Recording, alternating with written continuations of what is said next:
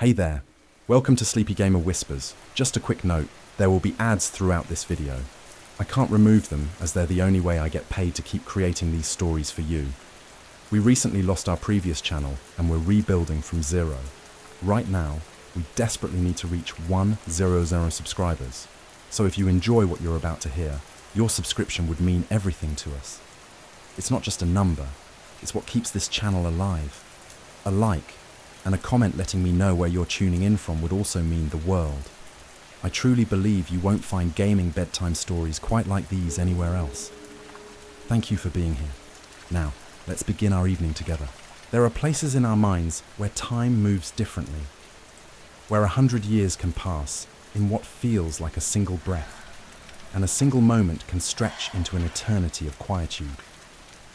These are the spaces between waking and dreaming, the gentle territories where memory and imagination blur together like watercolors bleeding across wet paper, creating something neither entirely real nor entirely imagined, but somehow more true than either could be alone.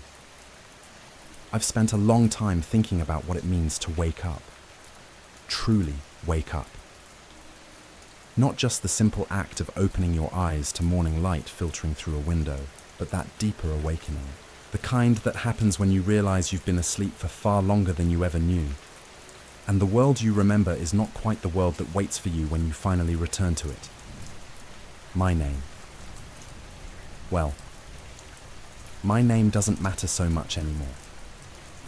What matters is that I remember a place, or perhaps I should say I remember remembering a place. Because even now, after all this time, I'm not entirely certain whether I lived these moments or dreamed them, whether they happened to me, or whether I simply witnessed them happening to someone else. Someone who wore my face and carried my heart, but existed in a version of reality, just slightly adjacent to my own. This place was called Hyrule. And in this Hyrule, in this dream or memory, or whatever name we give to experiences that feel more real than reality itself, there was a kingdom that fell. Not suddenly, not in one catastrophic moment of destruction, but slowly, gently, the way autumn leaves fall from trees, one by one, until you look up and realize the branches are bare, and you never quite noticed when it happened. I remember, or perhaps I should say, I remember him remembering, waking up in darkness, not the comfortable darkness of a peaceful night's sleep, but something older, something that felt like it had weight and texture, like being wrapped in velvet that had been soaking in cold water for longer than anyone could measure.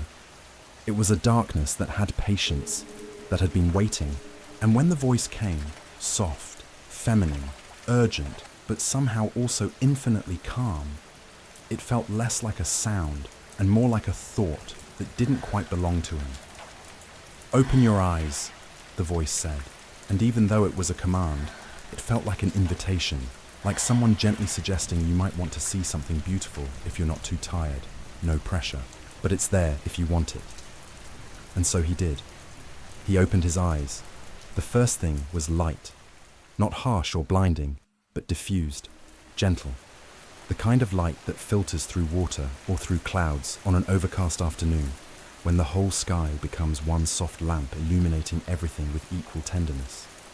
It was blue-green, this light, the color of shallow tropical waters or ancient glass bottles found buried in gardens, and it seemed to pulse very faintly, like a heartbeat or like breathing, slow and steady and reassuring. He was lying down, he realized, on something smooth and cold, and there was water. No, not quite water. Something thicker, something that clung to skin like morning dew, but felt older, felt like it had been there since before time started counting itself.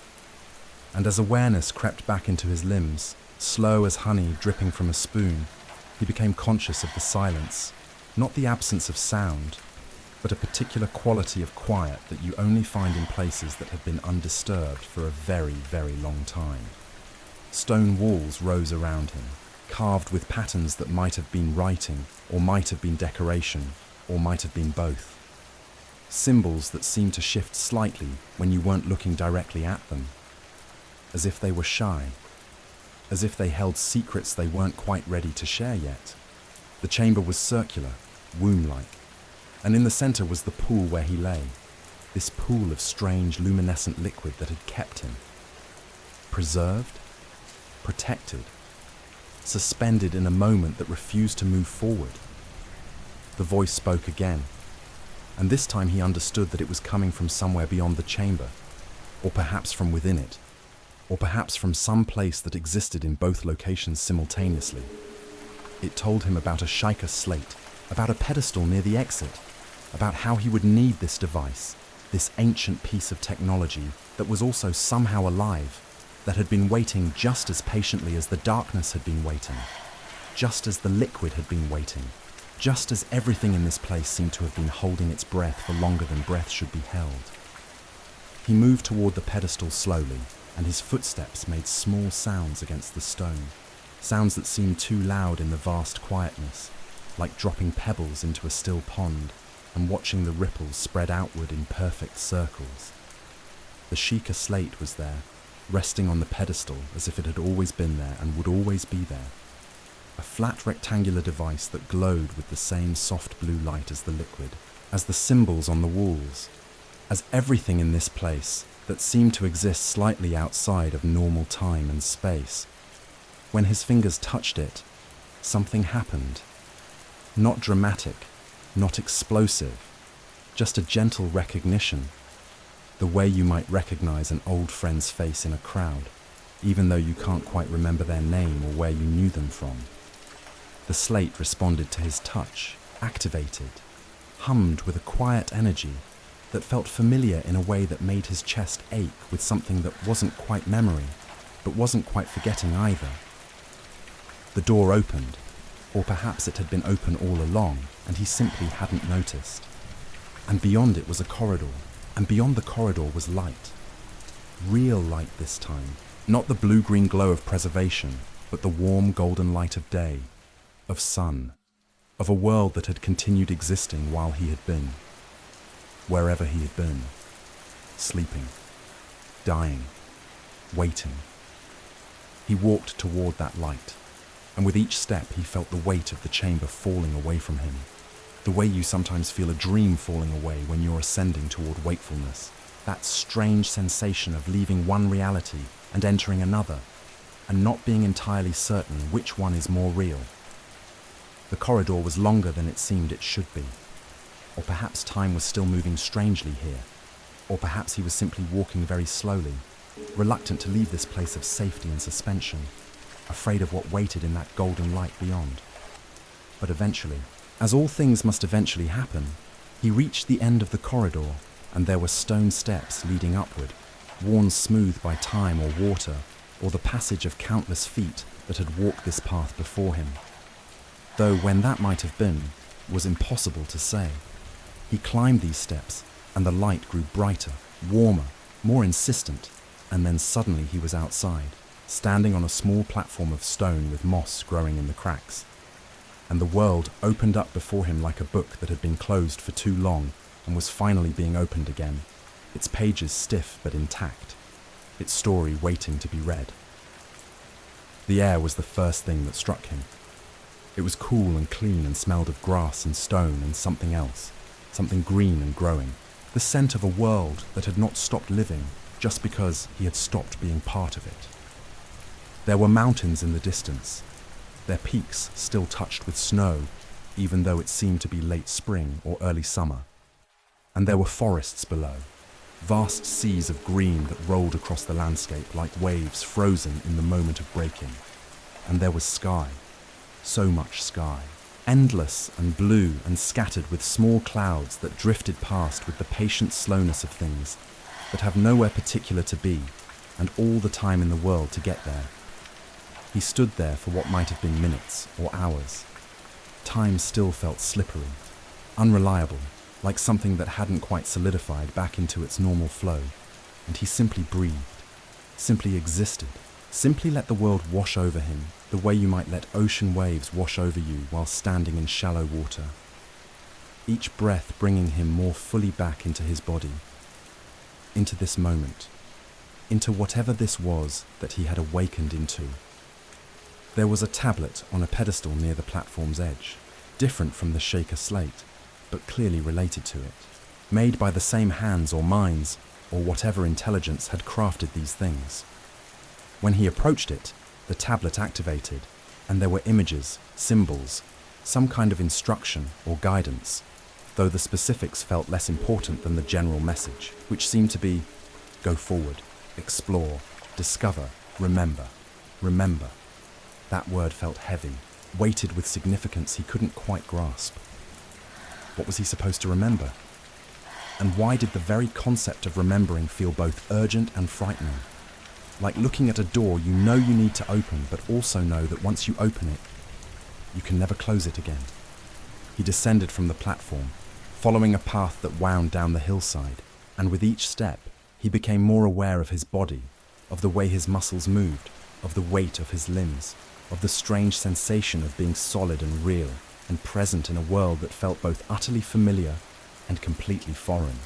The path was bordered by ruins, stone walls that had once been buildings, archways that led nowhere, foundations where homes or temples or fortresses had once stood, but now existed only as suggestions of what they had been, ghosts of architecture haunting a landscape that had long since moved on without them.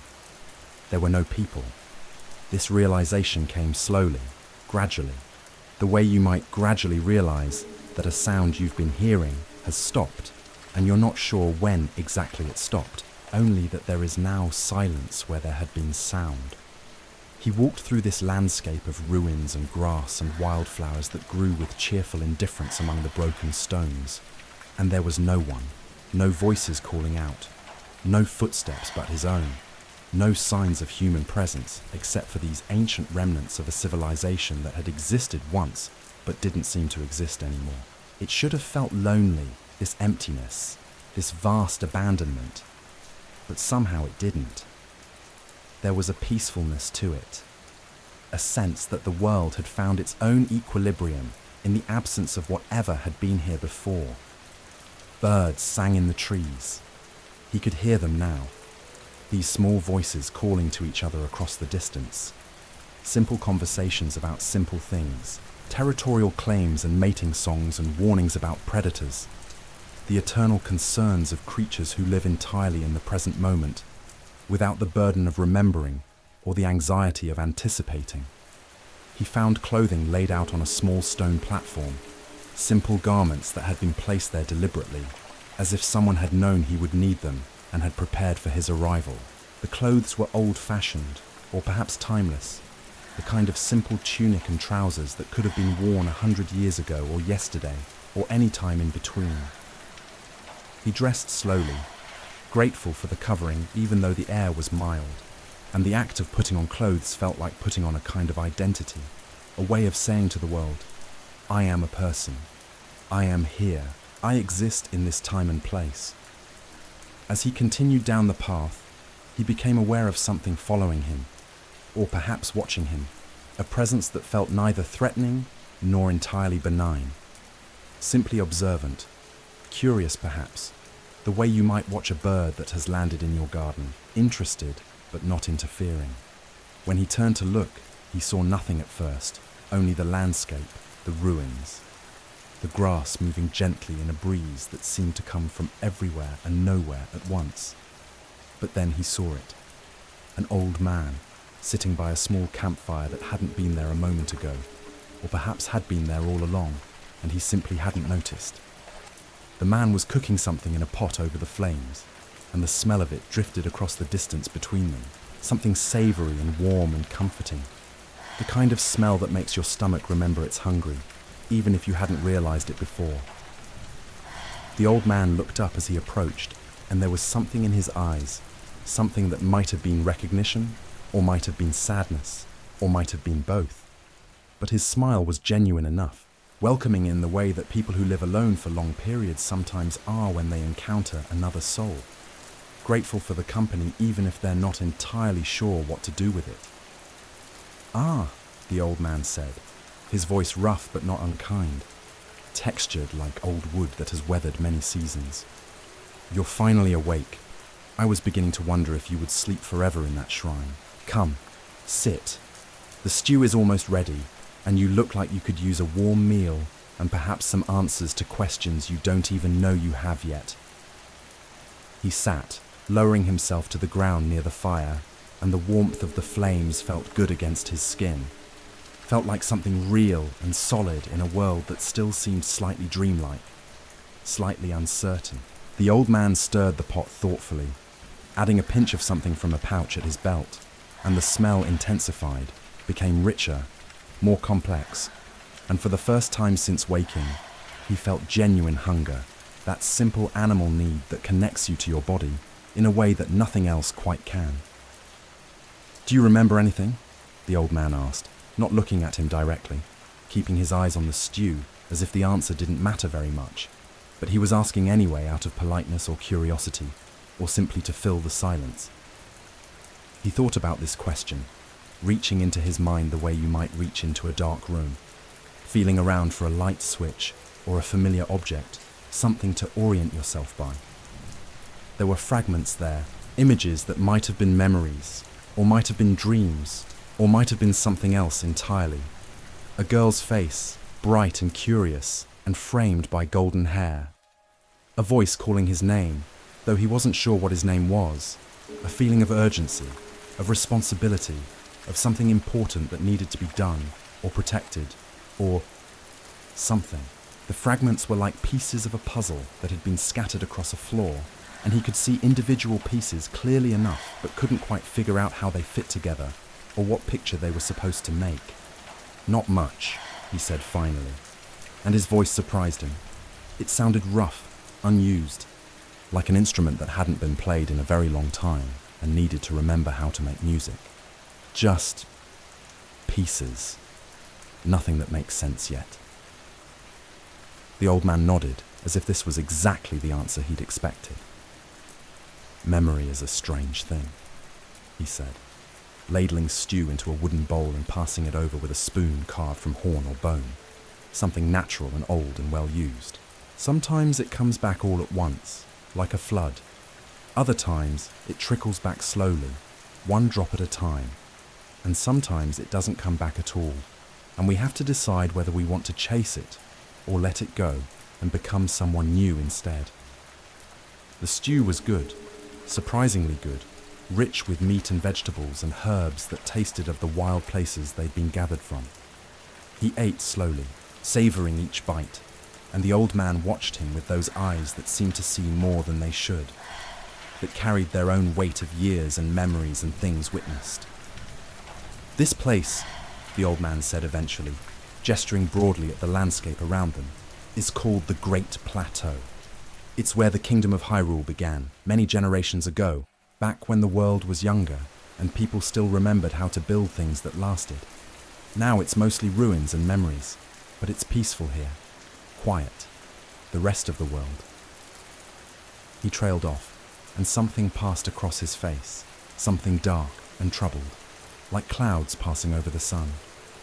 "The rest of the world is less peaceful, less quiet, but we'll get to that. First, you need to regain your strength.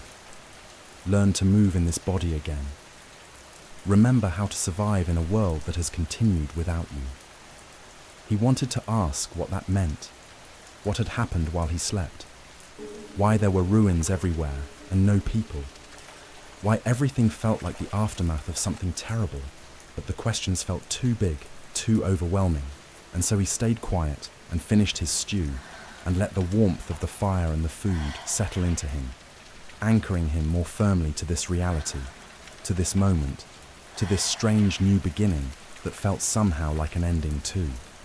The days that followed had a quality of dream time to them, each one blending into the next without sharp edges or clear boundaries. The way time moves when you're recovering from illness or grief or some other thing that has taken you outside of normal life and needs to gently release you back into it. He learned to move through this world again, to climb the crumbling walls of ancient structures, to gather apples from trees that had been growing wild for who knows how many years, their fruit sweet and slightly fermented, tasting of sun and time and the patient work of seasons turning.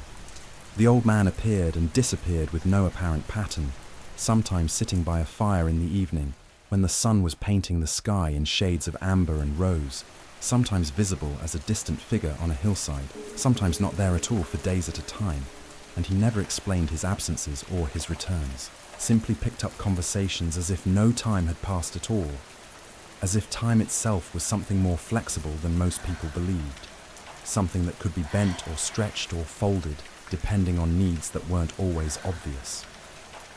There were other shrines scattered across the plateau, he discovered, similar to the one he'd awakened in, but each with its own character, its own particular challenges or puzzles or tests.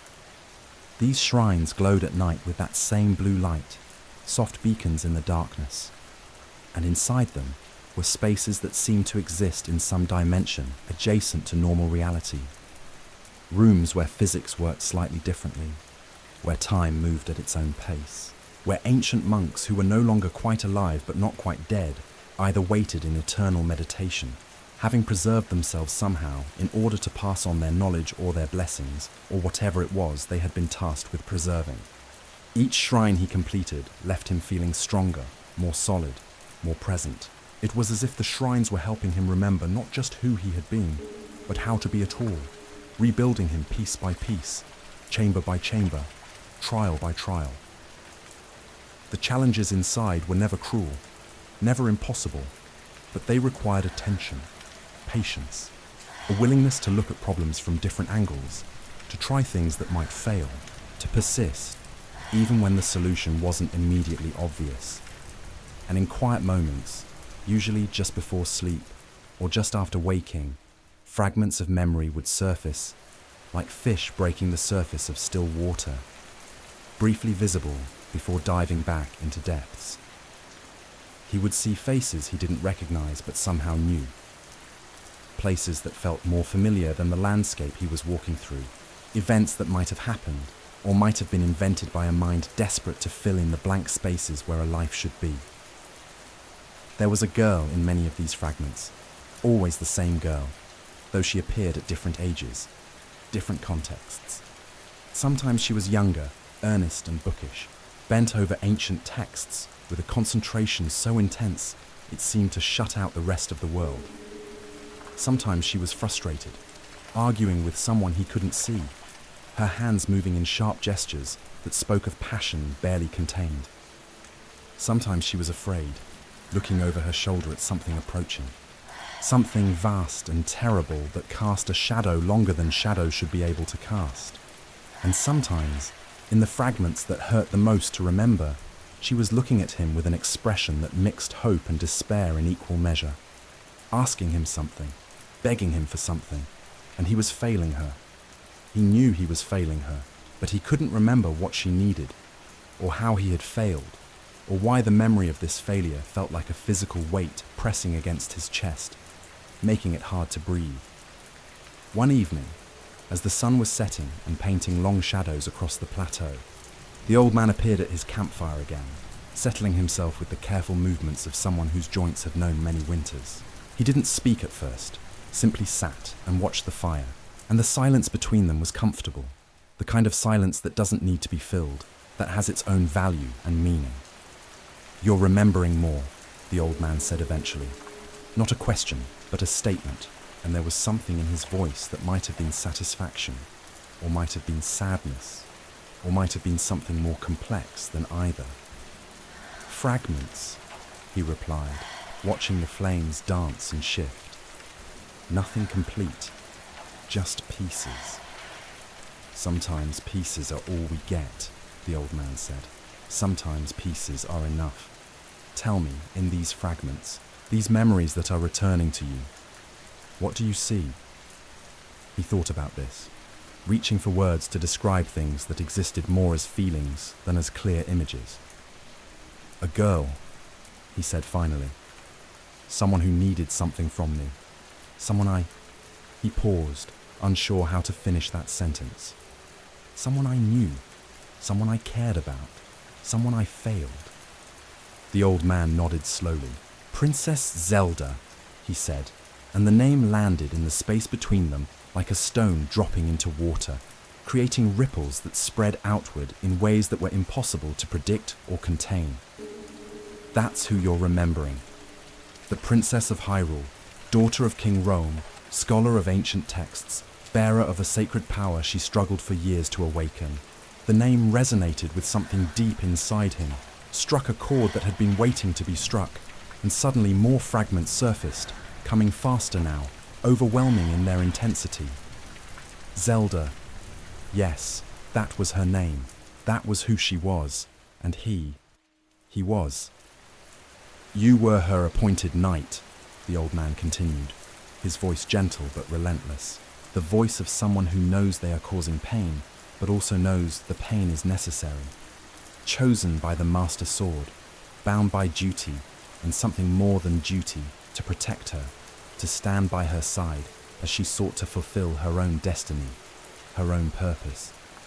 You were Link, hero of Hyrule, though you never sought that title, never wanted the weight that came with it. Link, that was his name. He tested it internally, feeling how it fit. And yes, that was right.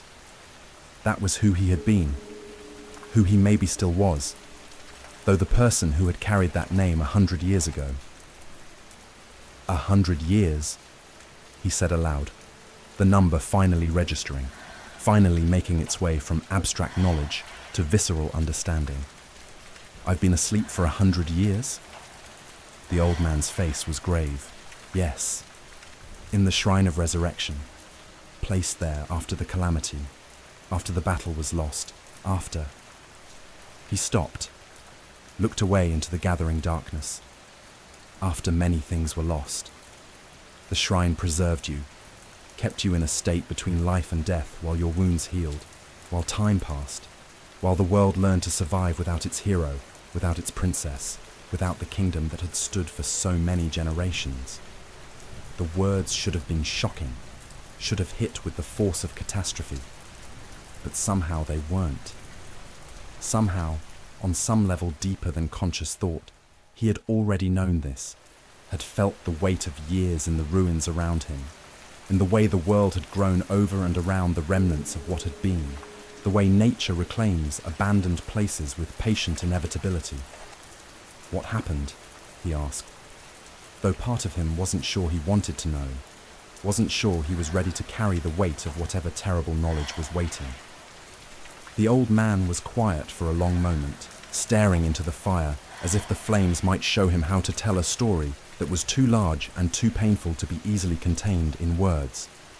When he spoke, his voice was measured, careful, the voice of someone choosing each word with deliberate precision. There was a prophecy, he began, or perhaps it was simply a pattern observed, a cycle that had repeated itself across the ages. Every 10,000 years, or thereabouts, a great evil would emerge from the depths of the earth, a malevolence so vast and consuming that it sought to extinguish all light, all life, all hope. This evil was called Calamity Ganon, and it had risen before in ages past, and each time it rose, a hero and a princess would stand against it, the hero wielding a sacred sword, the princess wielding a sacred power, and together they would seal the darkness away for another age. He paused, fed another stick to the fire, watched as it caught and began to burn. 100 years ago, the signs began to appear that Calamity Ganon was stirring again, preparing for another emergence. King Rome, Zelda's father, called for excavations, for research into the ancient past, hoping to find weapons or knowledge that might help. And they found them. The Guardians, ancient machines of immense power, and the divine beasts, colossal constructs that had been piloted by champions in the age before. They dug these from beneath the earth and sought to prepare them, to use them when the calamity emerged. The old man's voice had taken on a weight, a heaviness that spoke of grief barely contained. But prophecy is a tricky thing. Just because something happened in the past doesn't mean it will happen the same way again. The calamity was cunning this time, patient. It waited until all the pieces were in place, until the Guardians were awakened, until the divine beasts were being piloted by champions from each of the great civilizations of Hyrule. The Zora, the Goron, the Rito, the Gerudo. And then, In a single terrible moment, it emerged and took control of them, turned them, made them weapons against the very kingdom they had been built to protect. Link felt something cold settling in his chest, a dread that had nothing to do with the cooling evening air. The Guardians went mad, turned their ancient weapons on the people they had once protected. The divine beasts fell under the Calamity's control, their champions, lost. And you fought to protect the princess as she fled, bought her time with your sword and your shield and your body, taking wounds that should have killed you, would have killed you if not for. He gestured vaguely in the direction of the Shrine of Resurrection. If not for Sheikah technology and the desperate hope that you might be needed again. And Zelda? Link asked, though he somehow already knew the answer, could feel it in the ache behind his ribs, in the hollowness that opened up inside him at the thought of her. Zelda, the old man said softly, finally awakened her power in that moment, in the instant when she saw you fall, when she stood between you and the Guardian that was about to end you completely. Her power emerged, vast and terrible and beautiful, and it was enough to check the Calamity, to drive it back, to contain it, but not to destroy it. She used her power to seal herself and the Calamity together within Hyrule Castle, holding it there, containing it, waiting. For 100 years, she has been waiting, holding that darkness at bay, her strength slowly ebbing, slowly wearing away like water wearing away stone, but holding nonetheless, because that's what she does, what she has always done. She holds on. Link stared into the fire, and the flames blurred as his eyes filled with moisture he didn't try to blink away. 100 years. She had been holding that darkness for 100 years, waiting for him to wake up, to heal, to return. The weight of it was enormous, incomprehensible, but somehow also crystal clear in its simplicity. She was waiting. She had been waiting. She was still waiting. "Why are you telling me this?" he asked, though he knew the answer to that too. The old man smiled, sad and knowing, "Because it's time for you to know. Because you're strong enough now to carry this knowledge, to bear this burden. Because the Calamity grows stronger each day, and Zelda's power grows weaker, and soon, very soon, she will not be able to hold it any longer. The world has survived for 100 years in Hyrule's shadow, has learned to live with ruins and with danger, but it cannot survive what will come if the Calamity breaks free completely." "And what am I supposed to do?" Link asked, hearing the helplessness in his own voice. "I don't remember how to fight whatever I fought before. I don't have the weapons I had, the strength I had. I'm just..." He gestured at himself, at this body that still felt half unfamiliar, at this existence that was less than a week old despite the 100 years of sleep behind it. "You will remember," the old man said with certainty. "The shrines will help you remember. The places you visit will help you remember. The people you meet, the challenges you face, they will all help you remember not just who you were, but who you can be. And more than that."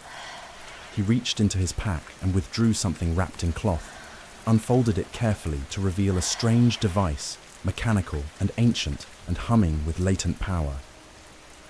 "You will have tools you didn't have before, knowledge that wasn't available. The Sheikah slate you carry can do remarkable things, can interface with ancient technology in ways that might give you advantages against the Calamity that you never had in the first place." He stood, leaving the device, some kind of paraglider, Link somehow knew, near the fire. "Complete the shrines on this plateau.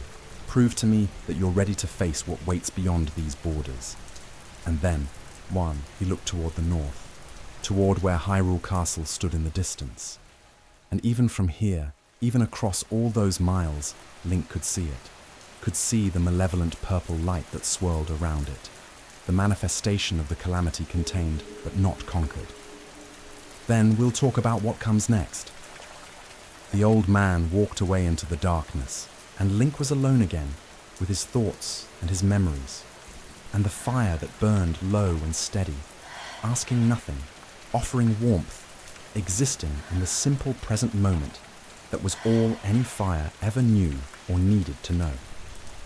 He lay back on the grass, stared up at the stars that had been there 100 years ago and were still there now, constant in their way, and thought about Zelda, about the girl in his memories who had been so desperate to find her power, so afraid of failing everyone who depended on her, and who had finally found that power in the moment of his greatest failure, in the instant when he had fallen and could protect her no longer. She was still there, still fighting, still holding on. For him, for everyone, for a world that had mostly forgotten what she was doing, that lived in the ruins of what had been and tried not to think too hard about what might come next. He would remember. He would become strong again. He would find a way to help her, to finish what they had started a century ago, to face the darkness that had defeated them before, and find a way to defeat it in turn, not because of destiny or prophecy or any grand cosmic plan, but because she was there, waiting, hoping, holding on, and he could not, would not, leave her to face that darkness alone any longer. The stars turned slowly overhead, marking time in the ancient way they always had, and Link closed his eyes and let sleep take him, carrying him down into dreams, where memories waited like fish in deep water, ready to surface when the time was right, when he was ready to face them, to claim them, to make them his own again. The morning came quietly, the way most mornings did on the plateau, with light gradually filling the sky like water filling a basin, slowly, inevitably, without rush or urgency.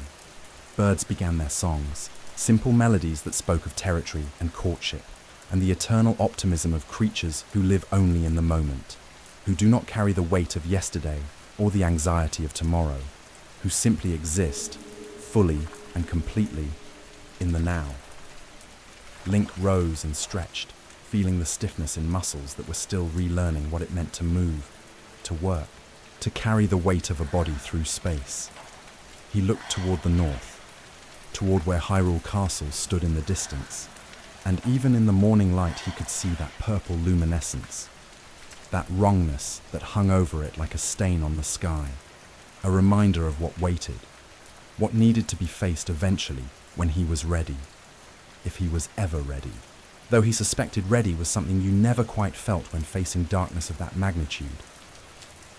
But there were shrines to complete first, trials to overcome, strength to regain.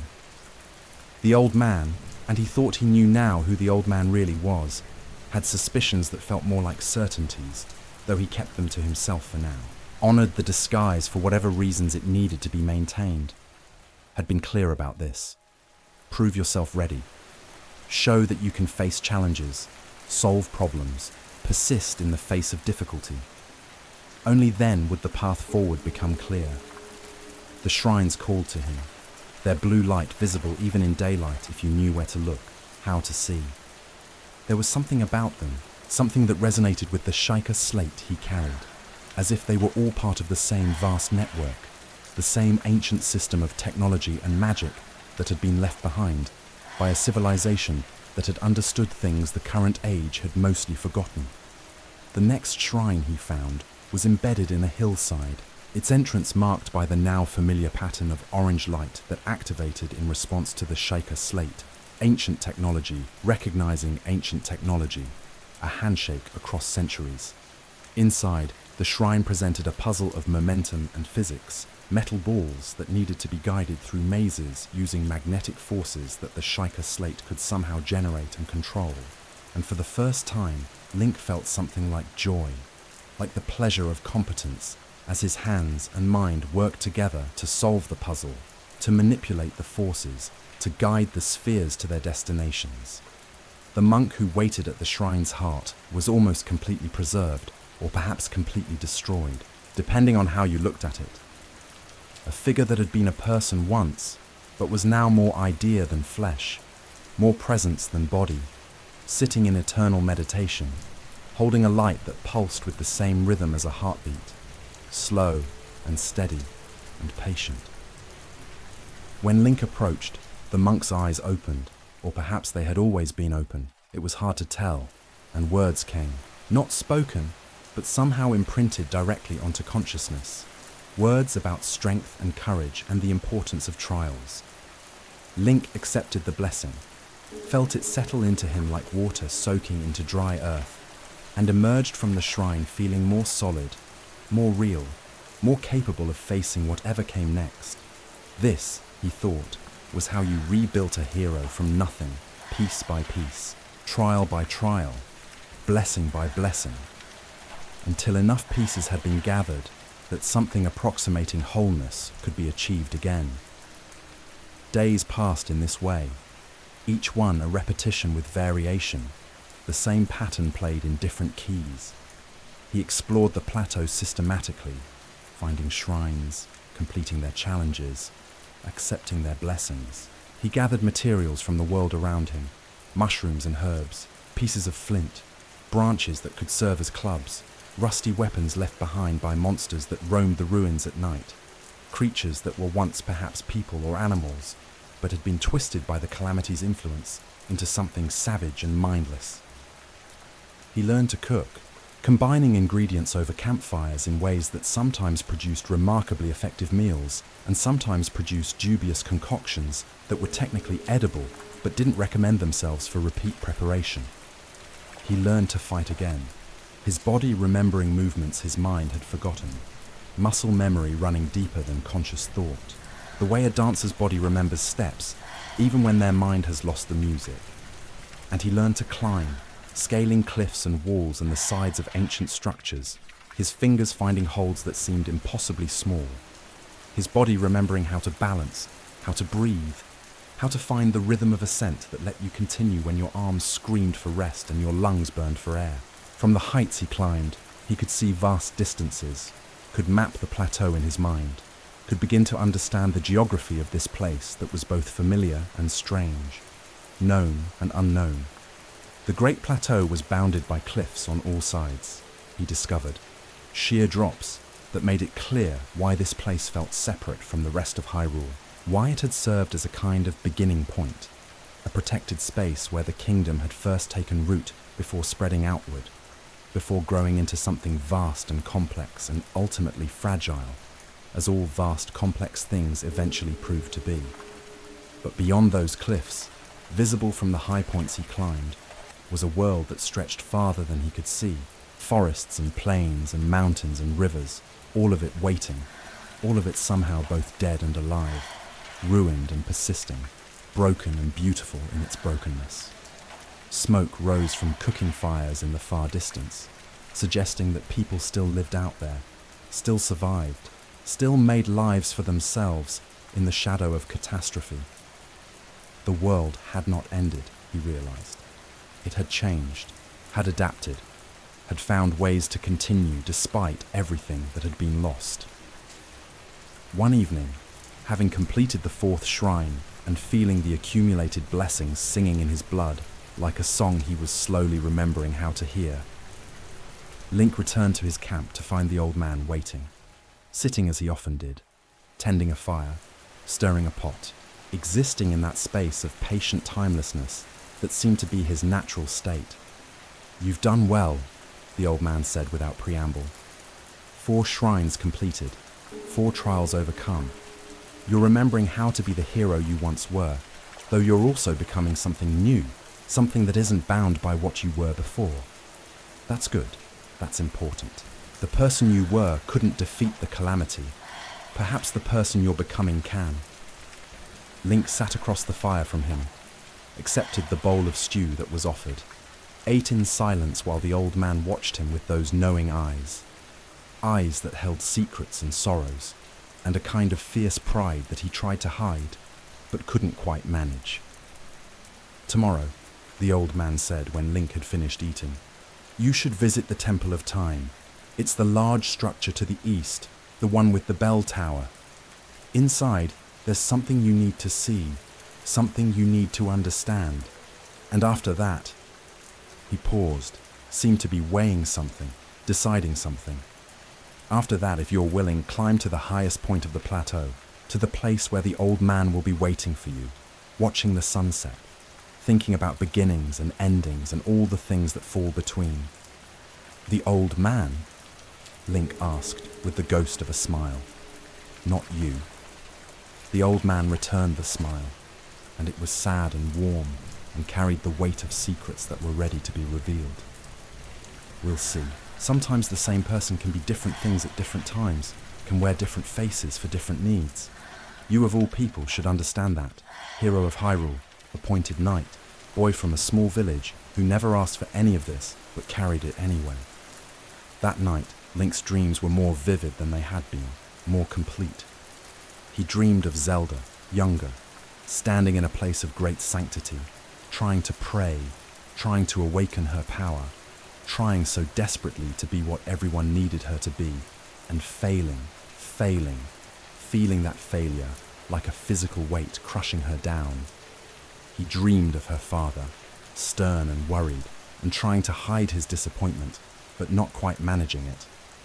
He dreamed of champions, 4 of them, each representing one of the great civilizations of Hyrule, each powerful and proud and ultimately doomed by their own confidence.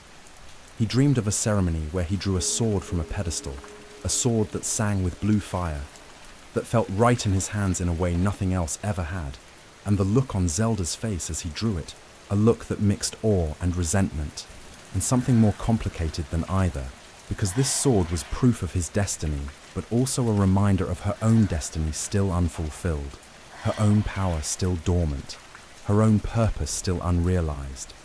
And he dreamed of her voice, urgent and afraid and tender all at once. Link, you need to wake up, please. I can't hold it much longer. I need you. Please wake up, please. He woke with the sun, the dream dissolving the way dreams do, but leaving behind a residue of emotion that clung to him like morning dew, making everything feel more urgent, more real, more immediately necessary. She was waiting. She had been waiting for 100 years, and every day he spent preparing was another day she had to endure alone, another day her strength ebbed away, another day closer to the moment when she wouldn't be able to hold the darkness anymore. But rushing would not help her. Going before he was ready would only repeat the failure of 100 years ago. The old man had been right about that. He needed to remember, to prepare, to become strong enough and skilled enough and wise enough to face what waited in that castle. What waited coiled around her like a serpent around its prey, patient and malevolent and hungry for the moment when her grip finally failed. The Temple of Time stood in the morning light, like a memory made solid, its stone walls weathered but intact, its bell tower reaching toward the sky with a kind of quiet dignity. Birds nested in the gaps between stones, and morning glories grew wild across the facade, but the structure itself remained sound, had weathered a century of abandonment better than most, perhaps because it had been built to last, built by people who understood that some things need to endure, need to stand as testaments to what was and what might be again. Inside, the air was cool and still, filled with that particular quality of silence you find in sacred spaces, a silence that isn't empty, but full, dense with presence, even in the absence of people. Light filtered through gaps in the roof, illuminating dust motes that drifted with dreamlike slowness. And at the far end of the temple, mounted on a pedestal, was a sword. Not the sword.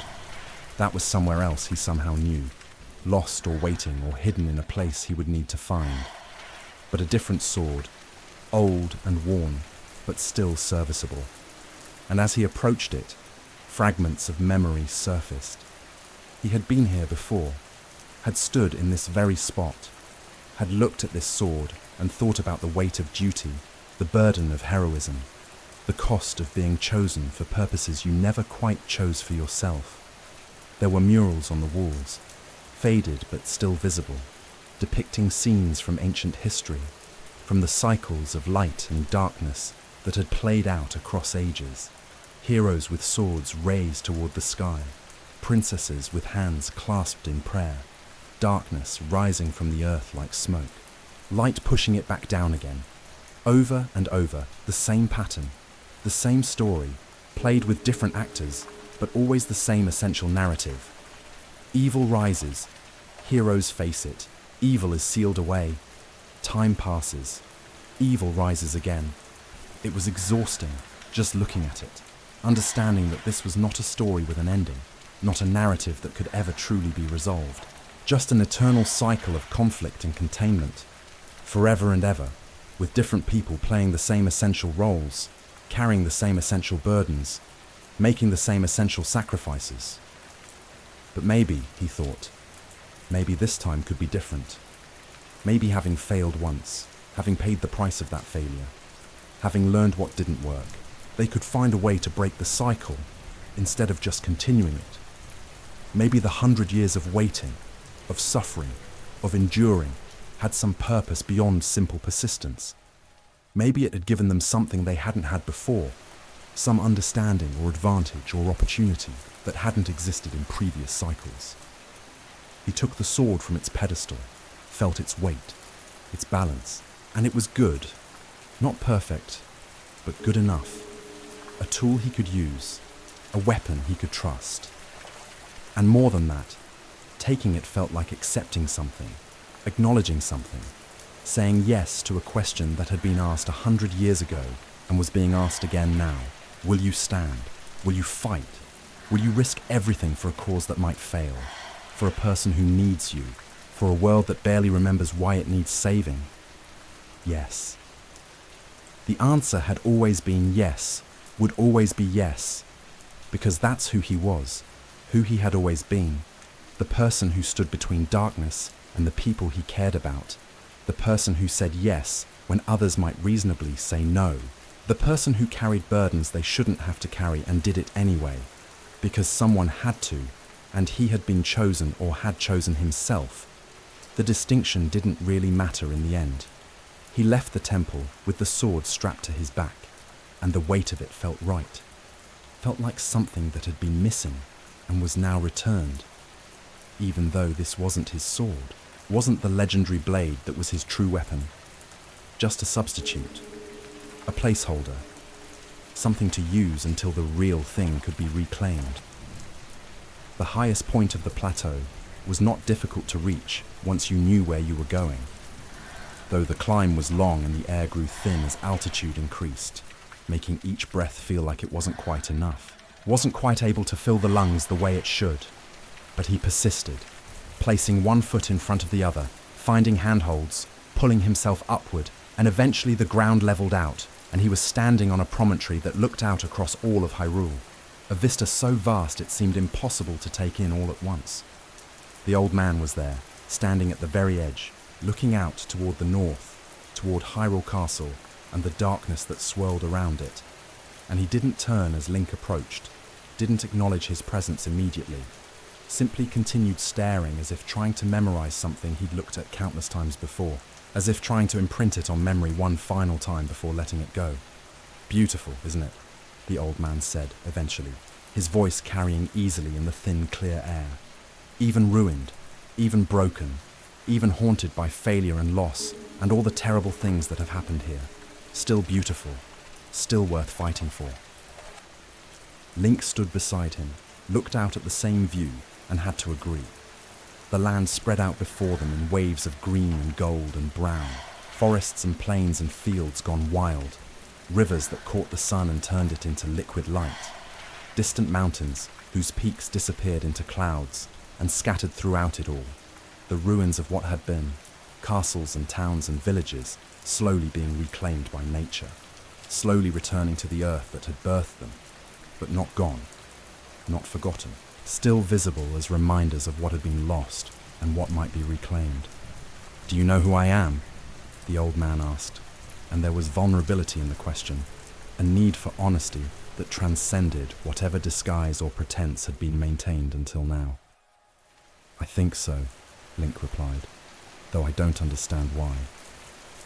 The old man smiled, and as Link watched, something seemed to shift, to clarify, as if a veil was being lifted or a mask was being removed. Not dramatically, but simply, quietly, like someone deciding they didn't need to hide anymore. The old man's clothes changed, became more regal, more refined. His posture straightened. His face remained the same, but somehow looked different, carried authority and weight that hadn't been visible before, or perhaps had been visible all along, but Link hadn't been ready to see it. "I am King Rome, Bosphoramus Hyrule," he said, each word carrying the weight of title and history and responsibility. "Last king of Hyrule, father of Zelda, dead for 100 years, but not yet ready to rest, not yet able to let go, not until I've seen this through, not until I've helped you do what I failed to help you do before." Link stared, and the truth of it settled over him like a cloak, heavy but not uncomfortable, just present, just real, just one more impossible thing in a world that seemed to run on impossibilities. "I failed her," Rome continued, and his voice cracked with emotion barely contained. "I was too stern, too demanding, too focused on what she needed to be instead of seeing who she was. I pushed her to awaken her power through prayer and ritual when what she needed was time and understanding and the freedom to approach her destiny in her own way. And because I failed her, because I couldn't give her what she needed, she couldn't awaken her power until it was too late, until you had fallen, until everything had already been lost." He turned to look at Link directly, and there were tears in his eyes. This king who had ruled a kingdom and lost it, who had fathered a daughter and failed her, who had died knowing his mistakes, and couldn't rest until he'd tried to make them right. "But you get a second chance. We all get a second chance. And I am giving you something I should have given you then. My blessing, my support, my trust that you can do what needs to be done. Not because I'm ordering you as a king, but because I'm asking you as a father, as someone who loves his daughter and knows she's suffering and can't help her myself, but knows you can." He reached into his pack, a pack that seemed more substantial now, more real, as if it had been halfway between worlds before, and had now fully solidified into this one, and withdrew the paraglider, the device he had shown days before. "This will let you leave the plateau," he said, holding it out. "We'll let you soar down into Hyrule proper and begin the real journey, the journey to recover your strength and your memories, to free the divine beasts from the calamity's control, to find the master sword and reclaim your role as hero, and eventually, when you're ready, to face the calamity itself, to enter that castle where my daughter has been waiting for 100 years, and to finish what you started, to save her, to save Hyrule, to end this cycle of suffering once and for all." Link took the paraglider, felt its weight, its potential, and nodded once, a promise without words, an acceptance of the burden and the quest and everything that came with them. "I have one request," Rome said softly. "When you find her, when you save her, when this is over, tell her I'm sorry. Tell her I loved her more than I knew how to show. Tell her that in the end, when everything else was stripped away, I was proud of her, so proud of her, for finding her power, for holding the darkness, for enduring when anyone else would have broken. Tell her I wish I could have told her myself." "I will," Link promised, and his voice was steady, certain, carrying a conviction that felt like it came from somewhere deeper than conscious thought, from some bedrock of self that had survived the 100-year sleep and the lost memories and all the changes that had happened to him. Rome nodded, satisfied, and then he was fading, becoming translucent, returning to whatever state ghosts or spirits, or the lingering remnants of the dead existed in when they weren't manifesting in the physical world. But before he disappeared completely, he smiled, and it was a real smile, free of the weight he'd been carrying, peaceful in a way he hadn't seemed before. "Go," he said, his voice already distant, already more echo than sound. "Go and save her. Save them all. Be the hero I know you are, the hero she believes you are. And Link, thank you. Thank you for not giving up, for coming back, for giving us all another chance." And then he was gone, leaving Link alone on the mountaintop with a paraglider and a sword and a purpose that felt clear and urgent and right in a way that nothing had felt since waking.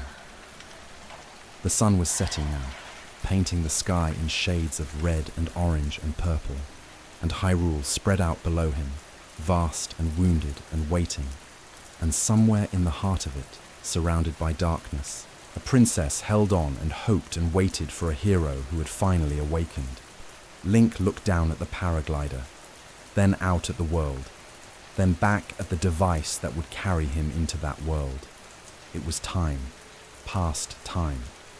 He had prepared as much as he could, had regained enough strength, had remembered enough of who he was.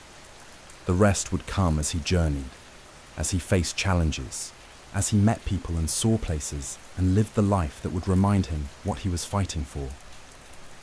He walked to the edge of the precipice, feeling the wind rushing up from below, feeling the vast drop that waited, feeling the fear and the excitement and the certainty all mixed together. And then, without giving himself time to doubt or hesitate, he stepped off the edge and opened the paraglider, felt it catch the wind, felt himself lifted and carried, soaring out over the plateau, over the cliffs, out into Hyrule proper, into the beginning of the real journey, the one that mattered, the one that would end either in salvation or in another failure. But either way, it would end differently than it had before, because he was different now, because they all were, because that's what time does. It changes things, even when it seems to be standing still, even when it seems like nothing is happening. Change is happening, slowly, inexorably, the way water wears away stone or wind reshapes mountains, patient and persistent, and ultimately irresistible. The world rushed past beneath him, green and gold in the fading light, and Link flew toward it, toward his destiny or his choice, or whatever name you gave to the thing you did, because someone needed you to do it, and you had said yes. And in that moment, soaring between earth and sky, between past and future, between who he had been and who he was becoming, he felt something close to peace, close to certainty, close to hope.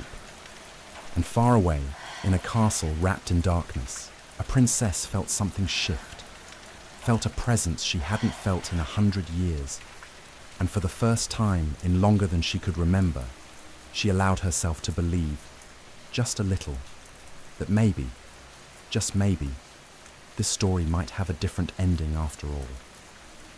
The landing was not graceful. Link had glided down from the plateau with something approaching elegance, the paraglider catching updrafts and carrying him in long, swooping arcs across the landscape. But when it came time to actually touch ground again, his body remembered the theory of landing, but not quite the practice, and he tumbled forward, rolling across grass that was thankfully soft, coming to rest on his back, staring up at a sky that was darkening toward evening, the first stars beginning to emerge like shy guests arriving early to a party. He lay there for a moment, catching his breath, feeling the solid earth beneath him, and realized that this was the first time in over 100 years that he had touched ground outside the Great Plateau, the first time he had been in Hyrule proper since whatever had happened in that final battle, the one his memories still held mostly as fragments, as impressions of chaos and fire and desperate fighting, and the sound of Zelda's voice calling his name. When he finally stood, brushing grass and dirt from his clothes, he took a moment to orient himself. The plateau rose behind him, its cliffs stark and imposing, a wall that separated the beginning from what came next. Ahead, the land rolled away in gentle hills and valleys, and in the distance he could see what looked like the ruins of a town or village. Stone structures that had once been homes, but were now just shells, just suggestions of what they had been. The sun was setting properly now, painting everything in shades of amber and rose gold, and Link realized he would need to find shelter soon, or at least a place to make camp. The temperature was already dropping, the way it does when you're no longer protected by the thermal mass of high stone walls, when you're out in the open, where wind can find you and night's chill can settle into your bones. He walked toward the ruins, his footsteps making soft sounds in grass that had grown wild and unmowed for a century. And as he walked, he became aware of the silence again, that same absence of human voices he'd noticed on the plateau, but somehow more pronounced here, more significant. This had been a populated place once. People had lived here, worked here, raised children and tended gardens and gone about the mundane business of living. And now there was nothing, just the wind and the grass and the ruins and him, walking through it all like a ghost, visiting a place that no longer existed, except as memory. The ruins, when he reached them, told stories, if you knew how to read them.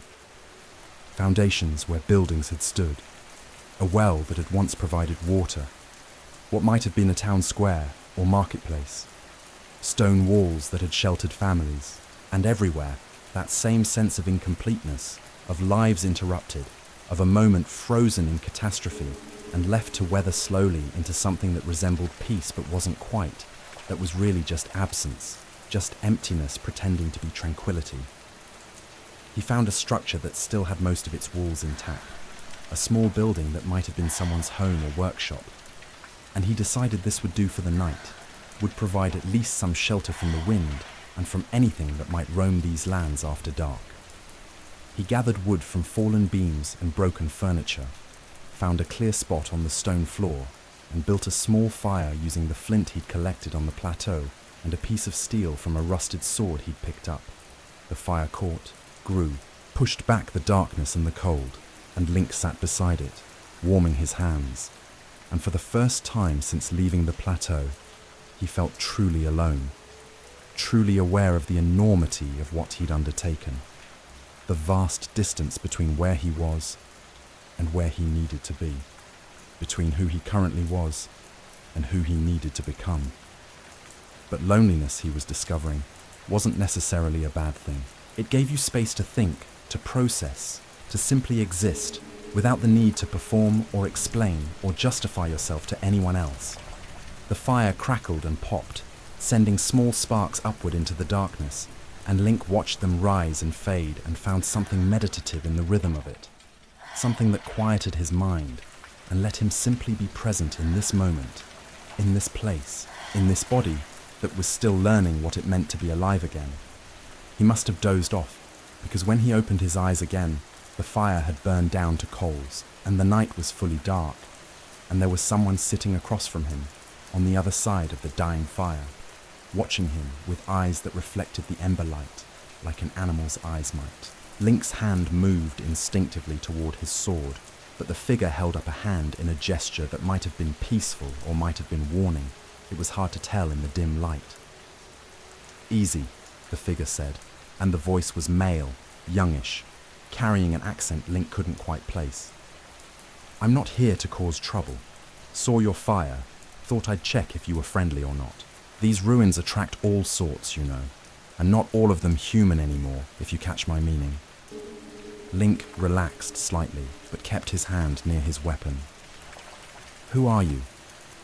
The figure shifted, and in the movement, Link caught a glimpse of clothing that was practical but well made, not the rags of a wanderer, but the sturdy garments of someone who knew how to survive in the wild and had the resources to equip themselves properly. "Name's Marin," the figure said. "I'm what you might call a scavenger, or maybe a historian, depending on who's asking and what kind of mood I'm in.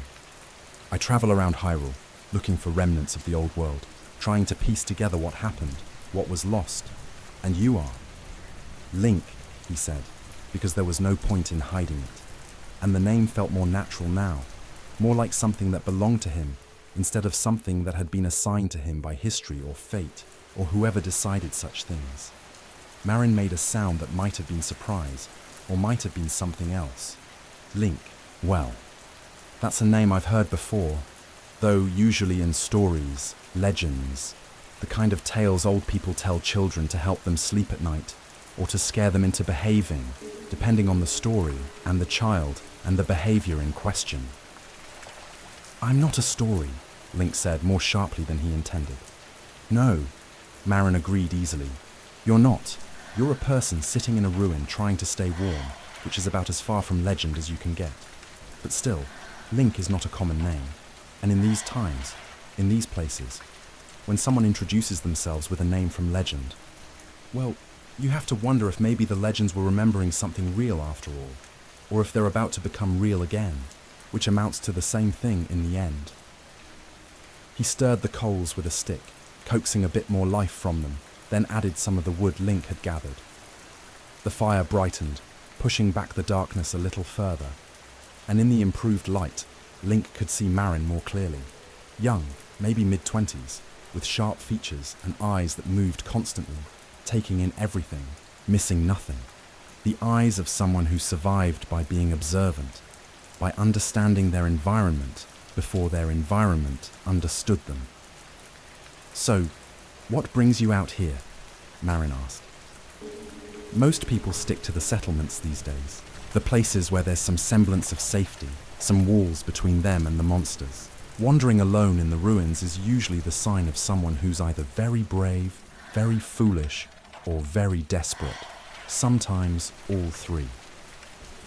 Link considered how to answer this. The truth was too large, too complicated, too vulnerable to share with a stranger he'd just met in a ruin at night. But lying felt wrong too. Felt like a betrayal of the purpose he'd committed to, the quest he'd accepted. "I'm looking for something," he said finally, which was true enough, even if it didn't specify what or why or how long he'd been looking, or how long he expected to keep looking. Marin laughed, a sound that was surprisingly warm and genuine. Aren't we all? Aren't we all looking for something? The question is whether we know what it is we're looking for, or whether we're just walking around, hoping we'll recognize it when we see it. Assuming we ever see it at all, which most of us probably won't, but we keep looking anyway, because what else is there to do? They sat in silence for a while after that, each occupied with their own thoughts, the fire crackling between them like a third presence, neither human nor quite alive, but somehow companionable nonetheless. "I'm heading toward Kakariko village tomorrow," Marin said eventually. "It's a settlement in the eastern hills, hidden away, protected. The Sheikah live there, what's left of them anyway, preserving knowledge, keeping traditions alive, waiting for something. They're always waiting for something, those Sheikah, always preparing for a prophecy or a return or some other nebulous future event that may or may not ever happen. But they're good people, and the village is safe, and they might have information about whatever it is you're looking for. You're welcome to travel with me if you want, at least until our paths diverge." Link thought about this. He had no clear destination in mind yet, beyond a general sense that he needed to get stronger, needed to remember more, needed to find the divine beasts and free them, needed to eventually reach the castle and Zelda. Kakariko village sounded like as good a place as any to start, and travelling with someone who knew the land, who could show him what had become of Hyrule in the century of his absence, might be valuable. "All right," he said. "I'll come with you to Kakariko." Marin nodded, satisfied, and settled into his bedroll. "Good. We'll leave at first light. These ruins are relatively safe, but I don't like to linger in them longer than necessary. Too many memories, too much sadness. The world is full enough of both without seeking them out deliberately." Link lay down as well, using his pack as a pillow, and stared up at the ceiling that was half collapsed, showing stars through the gaps, and thought about memories and sadness, and how they seemed to be the currency of this new world he was navigating. The price you paid for existing in a place that had survived catastrophe, but hadn't quite recovered from it, might never recover from it, might just carry the wound forever, like a scar that never fully healed. Sleep came eventually, and with it, dreams of Zelda again, but different this time. Not afraid or desperate, but focused, working in what looked like a laboratory or workshop, surrounded by ancient technology, her hair tied back, her face set in concentration as she examined some device or mechanism, trying to understand it, trying to unlock its secrets. And even in the dream, even knowing it was a memory from before, Link felt a surge of something that wasn't quite admiration and wasn't quite affection, but was somewhere in the territory between.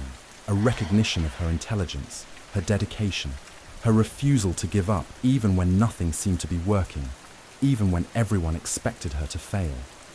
Morning came with birdsong and pale light filtering through the gaps in the ruins, and Link woke to find Marin already up, already packed, chewing on something that looked like jerky while studying a map that was old and creased, and had clearly seen a lot of use. Sleep well?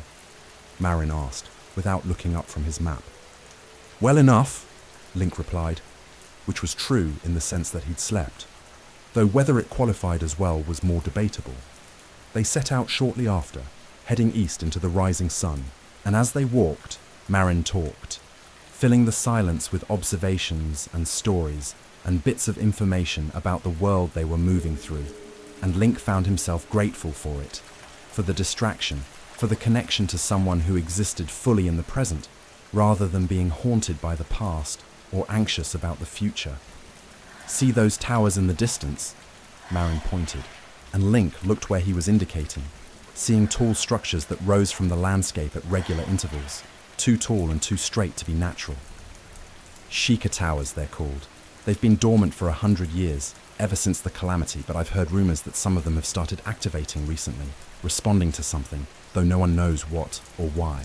If you can get to the top of one and activate it fully, it's supposed to download regional data to your Sheikah slate, give you a complete map of the surrounding area. Could be useful for someone who's looking for something. Link touched the Sheikah slate at his hip, felt its quiet hum of potential energy. How do you know about the Sheikah slate? Marin grinned. I'm a scavenger, remember, or a historian, or both. Part of my job is knowing about ancient technology, about the tools the old world left behind. And the Sheikah slate is legendary, even among legends. Only one was ever made, they say, and it was given to the hero of Hyrule before the calamity, and then it disappeared when he did, presumed lost or destroyed. So either you found it somewhere, or... He trailed off, looking at Link with new assessment, new understanding dawning in his eyes. Or? Link prompted. Or you're him, Marin said quietly. The hero. The one who fell. The one who was supposed to save everyone and didn't. The one who's been asleep for 100 years while the rest of us figured out how to survive without him. There was no accusation in his voice, just statement, just recognition, but Link felt it anyway, felt the weight of that failure, that absence, those 100 years when people had needed a hero and he had been sleeping, recovering, waiting in that shrine while the world went on without him. I didn't choose to sleep, Link said, hearing the defensiveness in his own voice and not liking it, but unable to stop it. I was dying.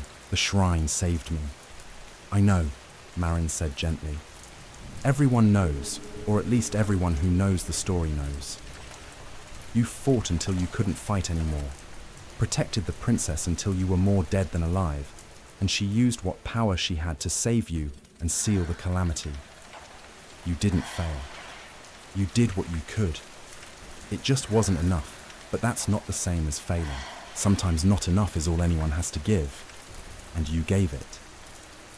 They walked in silence after that, and the landscape gradually changed around them, becoming more forested, more green, hills giving way to mountains in the distance, and the air smelled of pine and earth, and the particular scent that comes with elevation, thin and clean and slightly sharp, like breathing in clarity itself. They passed other ruins as they travelled, smaller ones, sometimes just a wall or two, sometimes complete buildings that had somehow survived, mostly intact, and always that same sense of abandonment, of lives interrupted, of a world that had ended not with a bang, but with a gradual fading, a slow dissolution into what came after. But there were also signs of life, new life, current life.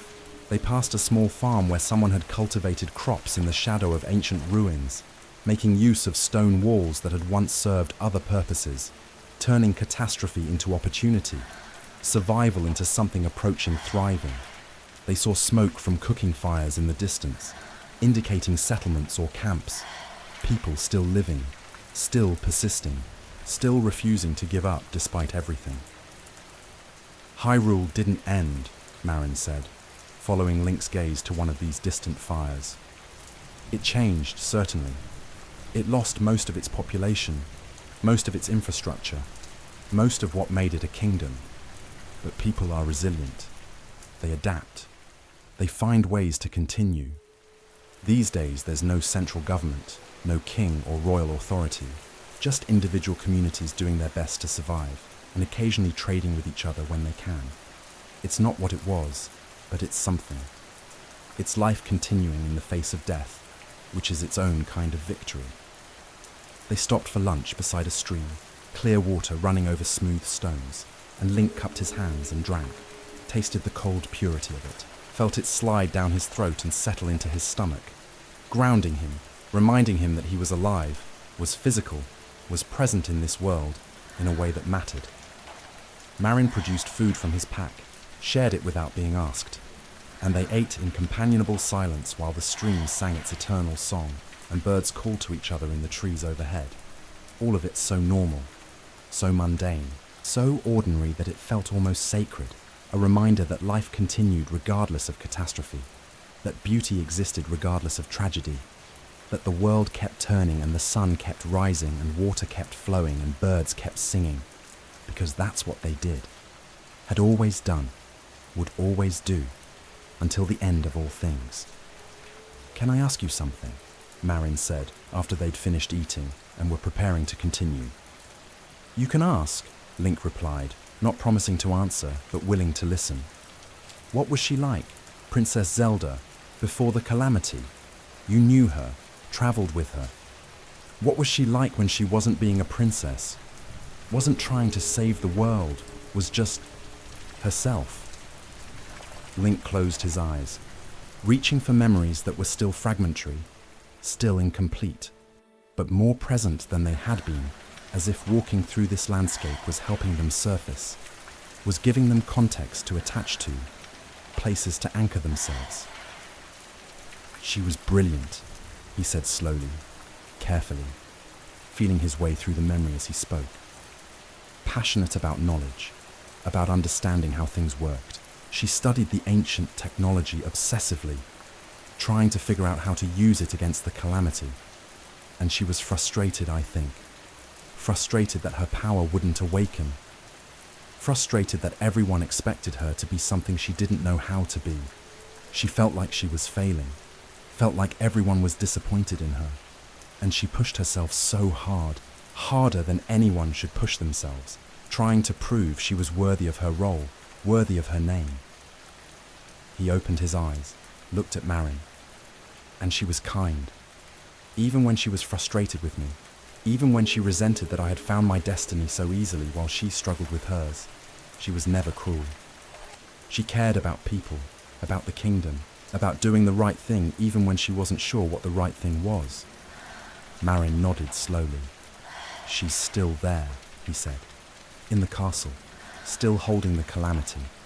People have seen the light sometimes, shining from the castle, and they say it's her power, still active, still containing the darkness.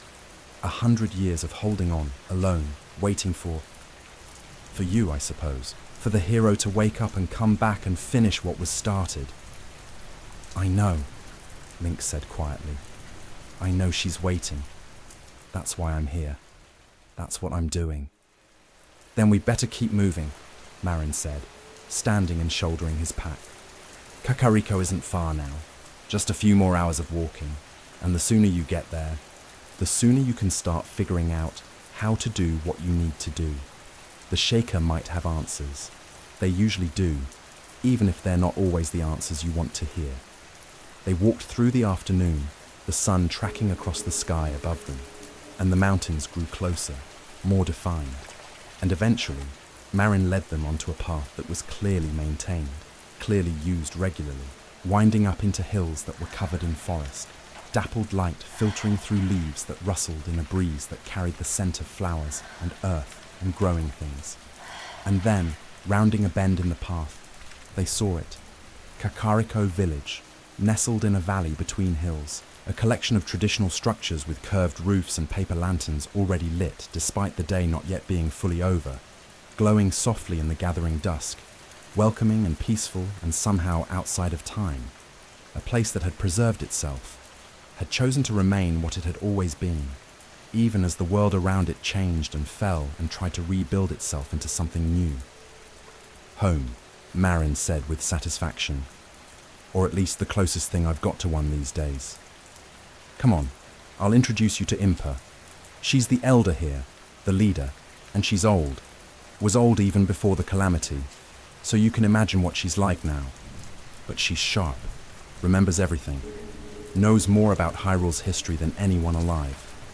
If anyone can help you figure out what to do next, it's her. They descended into the village, and people looked up as they passed, curious but not unfriendly, nodding to Marin and examining Link with interest, but without the suspicion he might have expected. Children played in the streets, their laughter rising up into the evening air, and somewhere someone was cooking something that smelled incredible, savory and rich and complex, and Link felt his stomach remind him that shared jerky at lunch had been a long time ago and not particularly substantial.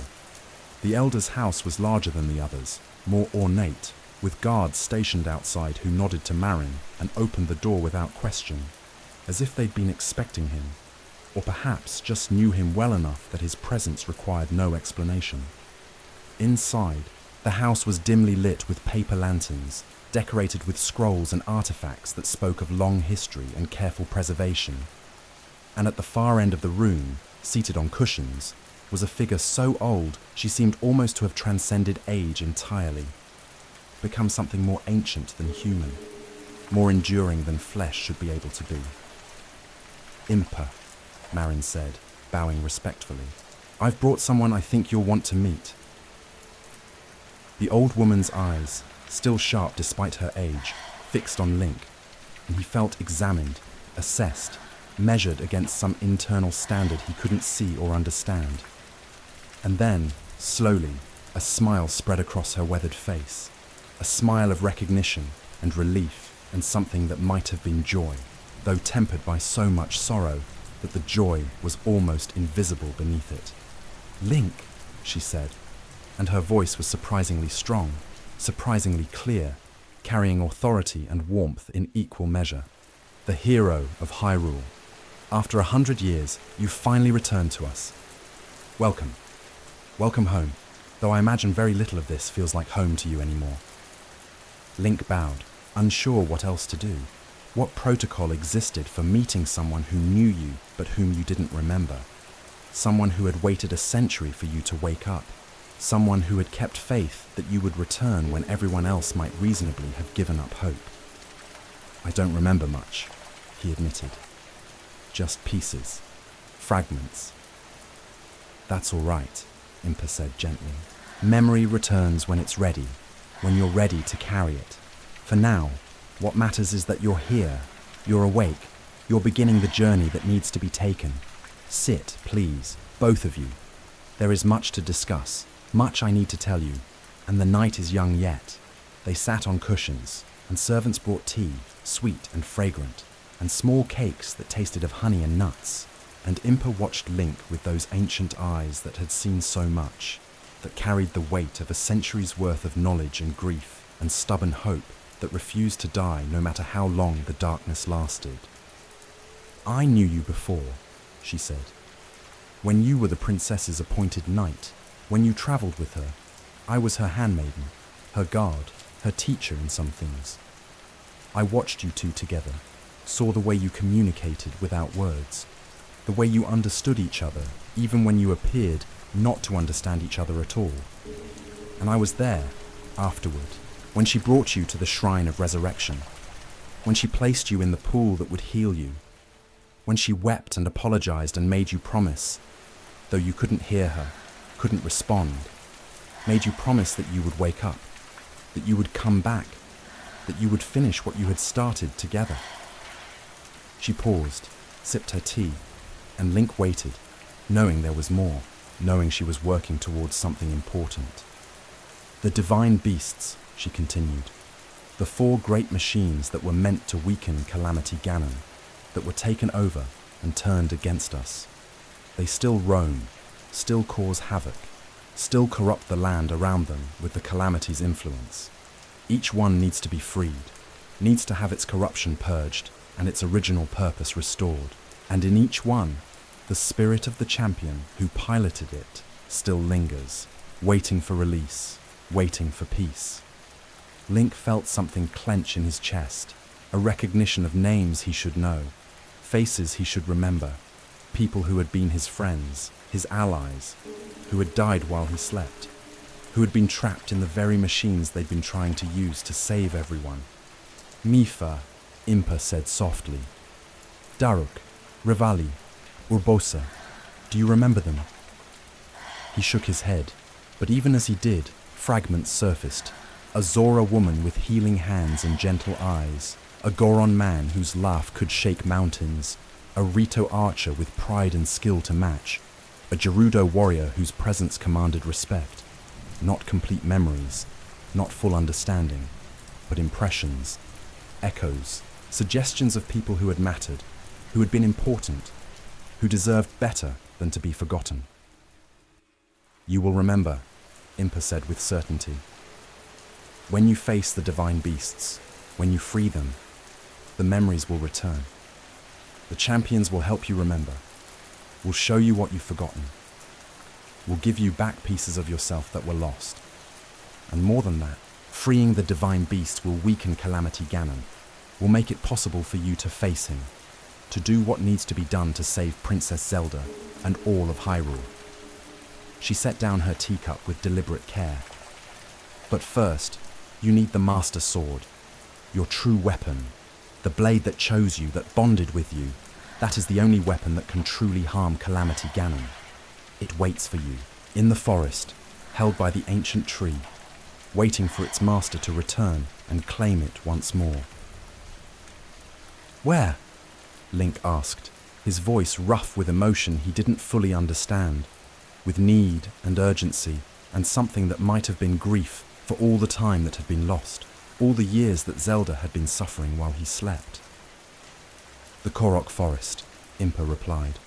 Deep within, past trials and tests, in a place that has been preserved, that has been protected, that has been waiting. But you're not ready for it yet. Not quite. You need to be stronger, need to have more of yourself back, need to have proven that you're worthy, not just of carrying the sword, but of wielding it in the battle to come. Free at least one divine beast first. Remember at least some of what you've forgotten. Become more than you are now, so that when you claim the sword, you'll be ready to do what needs to be done with it. Link nodded, understanding the wisdom in this, even as he chafed against the delay, against the time it would take, against every moment that meant Zelda had to continue waiting, continue suffering, continue holding darkness that should have been destroyed a century ago. Be patient, Impa said, as if reading his thoughts. Rushing will not help her. Preparation will. Strength will. Remembering who you are and who you were and who you need to become will. The calamity has waited 100 years. It can wait a little longer. What matters is that when you finally face it, you're ready, truly ready, ready enough to win this time instead of just surviving again. She stood, moving with the careful deliberation of great age, and placed a hand on Link's shoulder, and despite her age, despite her fragility, the touch was firm, grounding, reassuring. Rest tonight, she said. Recover your strength. Tomorrow, we'll talk more about which divine beast you should face first, about the path you should take, about allies you might find along the way. But tonight, sleep. Let the village's peace settle into you. Let yourself be somewhere safe, somewhere that remembers what Hyrule was and believes in what it might become again. Let yourself be simply Link, simply a person, simply someone who exists without the constant weight of destiny pressing down on every breath. A room was prepared for him, simple but comfortable, with a futon and blankets that smelled of cedar and lavender, and Link lay down as the night deepened around him and the village settled into its evening rhythms. Sounds of life continuing, sounds of normalcy, sounds of people who had learned to live despite catastrophe, to find joy despite loss, to persist despite every reason to give up. And as sleep took him, his last thought was of Zelda, alone in that castle, holding darkness, waiting for him. And he made a silent promise to her, to himself, to whatever forces of fate or destiny or simple human determination drove people to do impossible things. He would come for her. He would free the divine beasts. He would reclaim the Master Sword. He would become strong enough, skilled enough, determined enough to face the calamity, and this time, he would not fall. This time, he would win. This time, the story would have a different ending. This time, he would save her. The night was quiet around him, protective, gentle, and Link slept without dreams, without memories, simply resting, simply existing, simply being alive in a moment of peace before the real journey began. The morning in Kakariko village arrived with the sound of water, the gentle rhythm of streams and small waterfalls that ran through the settlement, ancient waterways that had been carefully maintained and incorporated into the village's design, turning necessity into beauty, function into art. Link woke slowly, drifting up from sleep the way you might drift up from deep water, gradually, peacefully, without urgency. For a moment he simply lay there, listening to the water and the birds and the soft sounds of a village waking up, people beginning their days with the routines that had probably remained unchanged for generations, for centuries perhaps, a continuity that was comforting in a world where so much had been disrupted, where so much had changed or been lost entirely. When he finally rose and stepped outside, the village was bathed in early morning light that filtered through the trees and made everything soft, made everything seem slightly unreal in the best possible way, like something from a painting or a story.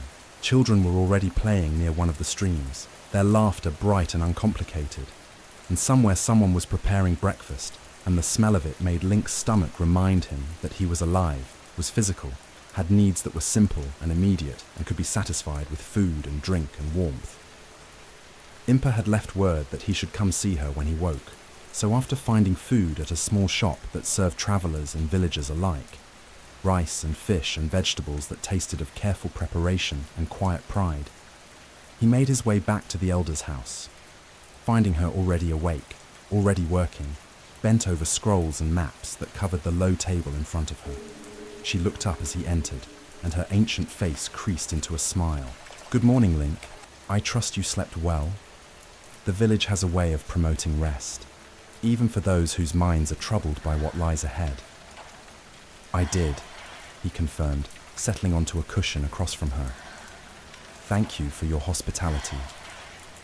"It is we who should thank you," she replied, "for waking, for returning, for being willing to take up the burden that was placed on you a century ago and never truly lifted, only delayed. But gratitude can wait. For now, we need to discuss practical matters, strategy, the question of which divine beast you should face first." She gestured to the map spread between them, and Link saw that it showed all of Hyrule, marked with symbols and notations in a script he could read but didn't remember learning. Details about terrain and settlements and dangers, a century's worth of observation and documentation preserved on paper.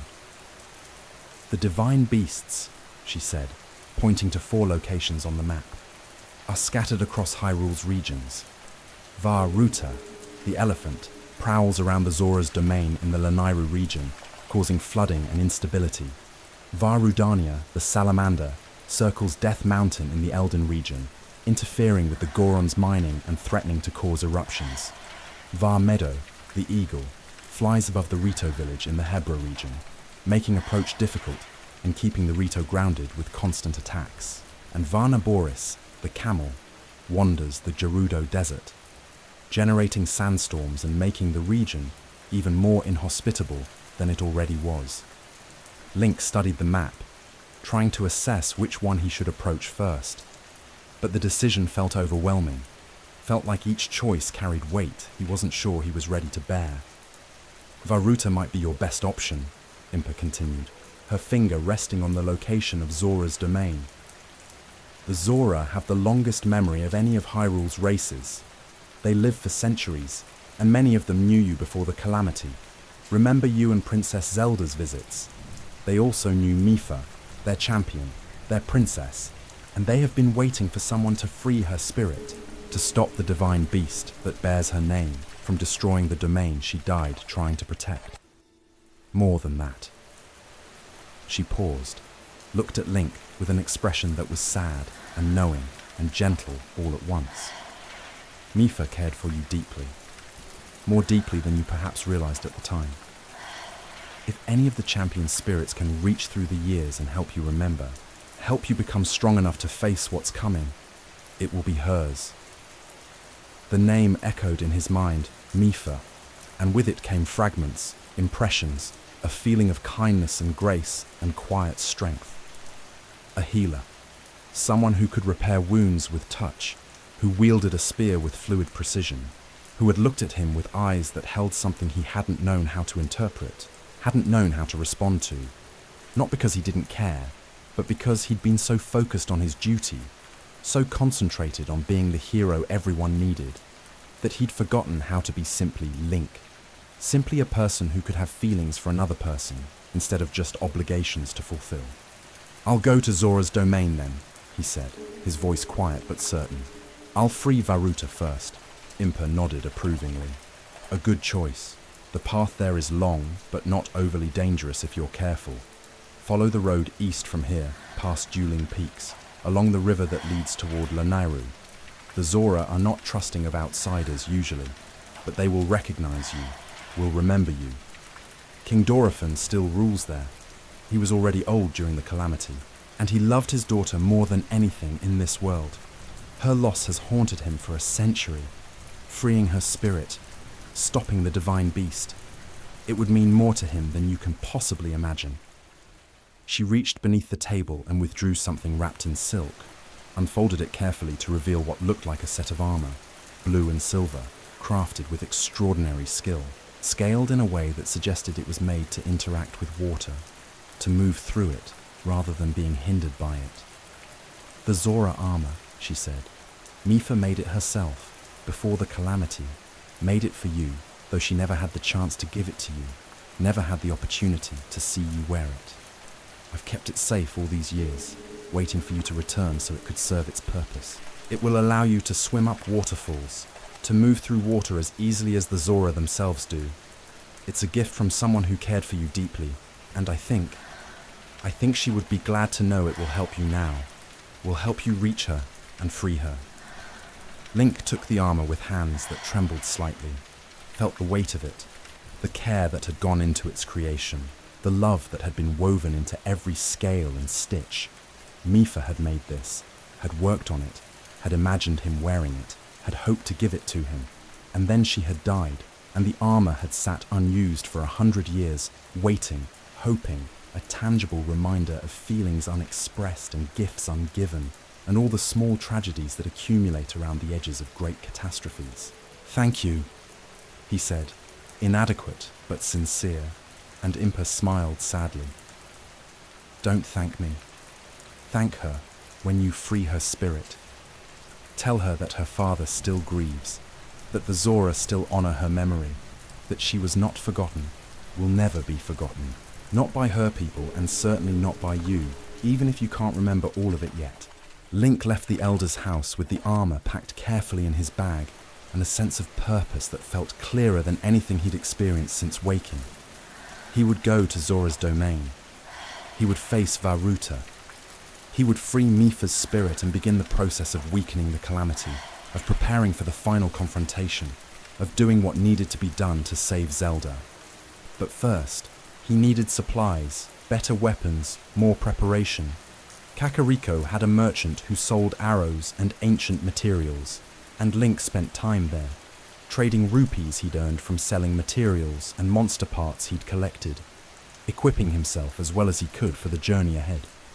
He also spoke to other villagers, learning about the world as it existed now, about how people survived, about the small pockets of civilization that persisted across Hyrule like embers refusing to go out, even though the fire seemed long since extinguished. They told him about the guardians that still roamed some areas, corrupted machines that attacked anyone they saw, and about the monsters that had grown more bold, more numerous in the calamity's shadow, and about how people had learned to live quietly, carefully, avoiding attention, surviving through caution and community, and stubborn refusal to simply give up and die. One old woman told him about the blood moons, the phenomenon that occurred periodically when the sky turned red and all the monsters that had been killed were resurrected, brought back by the calamity's power, a constant renewal of corruption that meant no victory was permanent, no battle was truly won, just delayed until the next blood moon brought everything back again. It was exhausting, she said, knowing that no matter how hard you fought, the evil would just keep coming back, keep regenerating, keep refusing to stay dead. But what choice did anyone have except to keep fighting anyway? Link left Kakariko at midday, with the sun high overhead and the path stretching east before him, and he felt something settle in his chest, a determination that was different from the vague sense of purpose he'd had before. This wasn't abstract anymore. This wasn't just a general commitment to do something about the calamity. This was specific. This was Myfa, who had made him armor and cared for him, and deserved better than to be trapped as a ghost in a corrupted machine. This was Zora's domain, flooding and in danger. This was a problem he could actually solve, a challenge he could actually face, a step forward on a journey that had seemed impossibly vast and now seemed merely very difficult, which was not the same thing at all. The path followed a river, and the landscape gradually changed as he travelled, becoming more lush, more water-rich, hills giving way to cliffs and gorges where waterfalls tumbled down in white cascades, their sound a constant presence, soothing in its way, a reminder that water continued to flow regardless of human concerns, would flow long after all human concerns had passed into memory and then into nothing at all. He passed a stable partway through the day, one of the few remaining institutions from before the calamity that still functioned more or less as it had. Stables were neutral ground, places where travellers could rest and register horses and share information without fear of attack, protected by some unspoken agreement between the various factions and forces that moved through Hyrule. Link stopped there briefly, spoke to the stablemaster, who was friendly and curious, but not pushy, registered his presence in the ledger they kept of travellers passing through. There were other travellers at the stable, and they spoke of the roads ahead, of the twin peaks that marked the passage to Lanayru, of the river that ran between them, of the bridge that had once stood there but was now destroyed, forcing travellers to find alternate routes. They spoke cautiously, aware that information could be valuable or dangerous depending on who was listening. But they were helpful enough, pointing out landmarks to watch for, places to avoid, paths that were safer than others. Link continued on as afternoon deepened toward evening, and eventually he saw them. The dueling peaks, two mountains that rose like mirror images of each other, symmetrical and imposing, with a valley between them where the river ran. The bridge they'd mentioned was indeed gone, just remnants of stone pilings protruding from the water, and Link considered his options, decided to camp for the night and figure out how to proceed in the morning. He found a spot sheltered by an overhang of rock, gathered wood, made a fire, cooked a simple meal from the supplies he'd brought and the fish he caught from the river. The water here was clean and cold, and tasted of snowmelt from distant mountains, and as night fell and stars emerged overhead, Link felt a kind of peace settle over him. The same peace he'd felt on the plateau, but deeper now, more grounded, connected not just to this moment, but to a purpose that stretched beyond it. He thought about Zelda, as he often did in quiet moments, wondered what she was experiencing in that castle, whether time moved differently for her, whether she was aware of every moment of the 100 years, or whether it had passed for her like a single long day, endless and exhausting, but somehow bearable because she knew, had to know, that eventually he would wake. Eventually, he would come for her. He hoped she could feel him out here, hoped his presence in the world again registered somehow in that place where she existed between light and darkness, containment and catastrophe. He hoped she knew he was coming, that he hadn't forgotten, that he would never forget, that every step he took was a step toward her. Every challenge he overcame was making him stronger for the moment when he would finally reach her and do what he had failed to do a century ago. The fire burned low, and Link added more wood, watched the flames climb higher again, and in their light, he saw his own shadow dancing on the rock wall behind him, elongated and strange, moving without him moving. And for a moment, it seemed like the shadow was its own entity, its own person, the part of him that had died in the battle 100 years ago, but hadn't quite finished dying, still lingering, still attached to him somehow, still present in a way that was uncomfortable but undeniable. Sleep came eventually, as it always did, and with it the dreams. But these were different, were more than just fragments. He saw himself walking beside Zelda through the landscape of Hyrule before the calamity, saw her stopping to examine plants and ruins and ancient technology, saw her passion for understanding, for knowing, for figuring out how things worked and why they worked that way. He saw her frustration when prayers yielded nothing, when her power refused to awaken, when every method and ritual and tradition she tried resulted in nothing but more time wasted, more pressure building, more desperation creeping in at the edges of her determination. And he saw himself beside her, silent, watchful, fulfilling his role as appointed knight, but somehow also separate from her, not connected in the way they needed to be connected, not understanding in the way he should have understood. He had thought his silence was professional, was appropriate, was what a knight was supposed to offer to his princess. But now, looking back through the lens of dreams and recovered memory, he could see it differently, could see that his silence had been a wall between them, had made her feel more alone even when he was standing right beside her, protecting her body but not reaching her heart, fulfilling his duty but not offering his friendship, his understanding, his recognition that she was not just a princess, but a person, scared and struggling, and in need of someone who saw her as more than just a role to be fulfilled.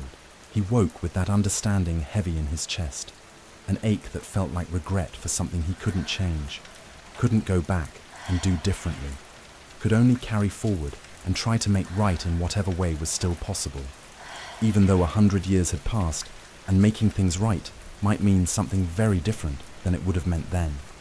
The morning was misty, the river shrouded in white vapor that made everything look soft and uncertain, like the world was still deciding whether to fully materialize or remain in this liminal state between dream and waking. Link broke camp quickly, efficiently, the movements automatic now, muscle memory rebuilding itself, and he approached the river to figure out how to cross it. The water was too deep and too fast to wade through safely, but there were rocks, large enough and positioned in a way that suggested someone had placed them deliberately, either before the calamity or perhaps after, travelers creating their own solution to the bridge's absence. Link hopped from rock to rock, balanced carefully, felt the spray from the fast-moving water cool against his skin, and made it to the other side, without incident, without drama, just a problem solved through attention and care, the kind of small victory that felt disproportionately satisfying given its simplicity. On the other side of the river, the path continued east, and the landscape began to change again, becoming wetter, more dominated by water sources, streams and pools and small lakes that reflected the sky and made everything feel doubled, made everything exist in both the real world and its reflection simultaneously. And Link walked through this doubled world toward his destination, toward Zora's domain and whatever waited for him there. The rain started gradually, the way rain often does in regions where water is the dominant element, not sudden downpours but a slow intensification of moisture in the air, mist becoming drizzle, becoming steady precipitation that soaked through clothing and made everything smell of wet earth and growing things. Link didn't mind it. There was something cleansing about rain, something that felt appropriate for this journey, this approach to a place that existed in intimate relationship with water, that had been built around it, shaped by it, dependent on it, in ways that went deeper than simple necessity. The path led upward now, following a river that grew wider and faster as he climbed, fed by tributaries and waterfalls that tumbled down from heights he couldn't yet see. The vegetation changed too, became more lush, more varied, ferns as tall as he was, and trees whose leaves were so dense they created a canopy that filtered the rain into something gentler, transformed it from precipitation into a kind of humid embrace. He passed shrines along the way, their blue light visible even through the rain and the gathering dusk, and he stopped to complete them, to accept their blessings, feeling himself grow stronger with each one, more capable, more ready for whatever challenges waited ahead. The puzzles inside were becoming familiar now, not easier exactly, but more comprehensible, as if his mind was remembering how to think in the ways the ancient Sheikah had thought, how to see patterns and possibilities and solutions that weren't immediately obvious but became clear once you shifted your perspective, once you stopped trying to force outcomes and instead worked with the mechanisms as they were designed to work. And always, in the back of his mind, the awareness of Zelda waiting, enduring, holding on. Sometimes when he was climbing or fighting or solving puzzles, he would forget about her for a moment, would be fully present in the task at hand, and then he would remember and feel guilty for forgetting, as if every moment he wasn't actively thinking about her was a moment of betrayal, a failure to honor her suffering. But he was learning that being present in each moment, fully engaged with what he was doing, was not the same as forgetting, was actually its own form of dedication, because everything he did was ultimately for her, was building toward the moment when he would finally be strong enough, skilled enough, prepared enough to reach her and free her. Days passed in this rhythm of travel and trials, of steady progress eastward and upward, and gradually the landscape became more definitively Zora territory. He saw them sometimes in the distance, blue-scaled figures moving with grace through water that would have been impassable for him. Their forms adapted to this environment in ways that seemed both alien and beautiful, evolution or design or some combination of both, creating beings perfectly suited to exist in a world of water. They watched him as he traveled, curious but cautious, and Link wondered what they thought, whether they recognized him or simply saw another Hylian traveling through their lands, whether his presence meant anything to them, or whether a century had been long enough to make even significant things fade into the category of ancient history, stories told but no longer quite believed. The first Zora who actually approached him did so near a reservoir, a vast body of water that stretched away into mist and rain, and the Zora emerged from the water as if materializing from it, moving from aquatic to terrestrial environment with fluid ease, water streaming from their scales in ways that caught the light and made them seem to shimmer, seem almost to be made of water themselves rather than merely existing in close relationship with it. "You," the Zora said, and the voice was feminine, curious but not hostile. "You're Hylian. What brings you to Zora territory? We don't get many visitors anymore, not since."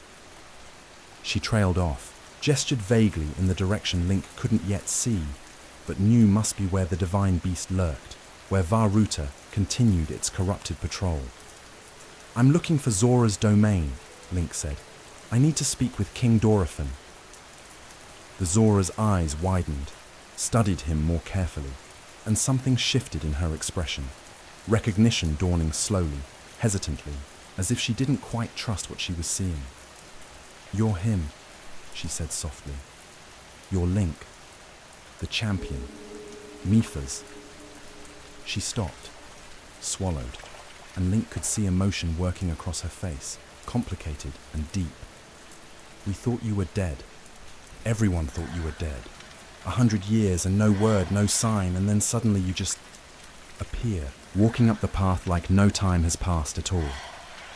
"I was sleeping," Link said, which was true but felt inadequate, felt like it didn't capture the weight or the strangeness or the loss of all those years. "Healing. I only woke recently." The Zora nodded slowly, still processing, still adjusting to the impossibility of his presence. "The king will want to see you. The whole domain will want to see you. Mipha's." Her voice cracked slightly. "Mipha's father has grieved every day since the calamity. Losing her broke something in him that never healed, never could heal, because how do you heal from losing your child? But if you're here, if you've come to help, to do something about Varuta, about what's happening to our home, maybe that's something. Maybe that's not healing, but it's something adjacent to it.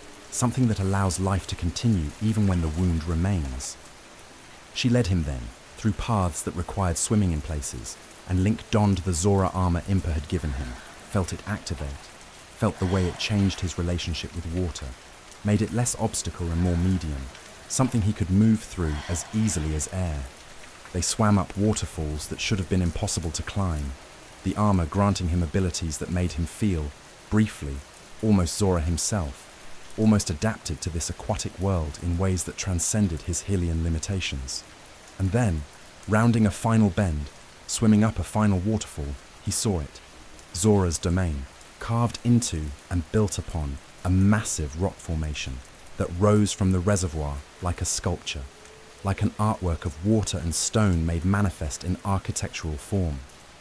The structures glowed with luminescence that seemed to come from within the stone itself, blue-white light that reflected off water and made everything ethereal, made everything seem to exist in that space between real and imagined, concrete and dream.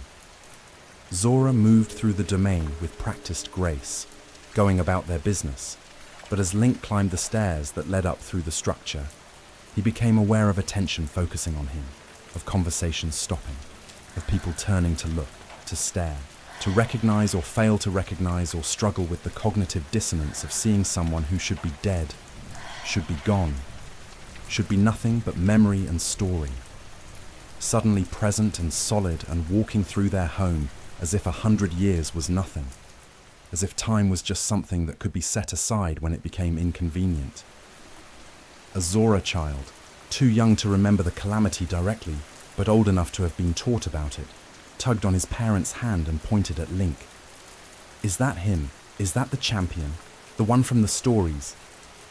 The parent hushed the child gently, but didn't deny it, didn't correct the assessment, just watched Link pass with eyes that held complicated emotions, hope and grief and anger and relief, all mixed together in ways that probably even the Zora feeling them couldn't fully pass or understand.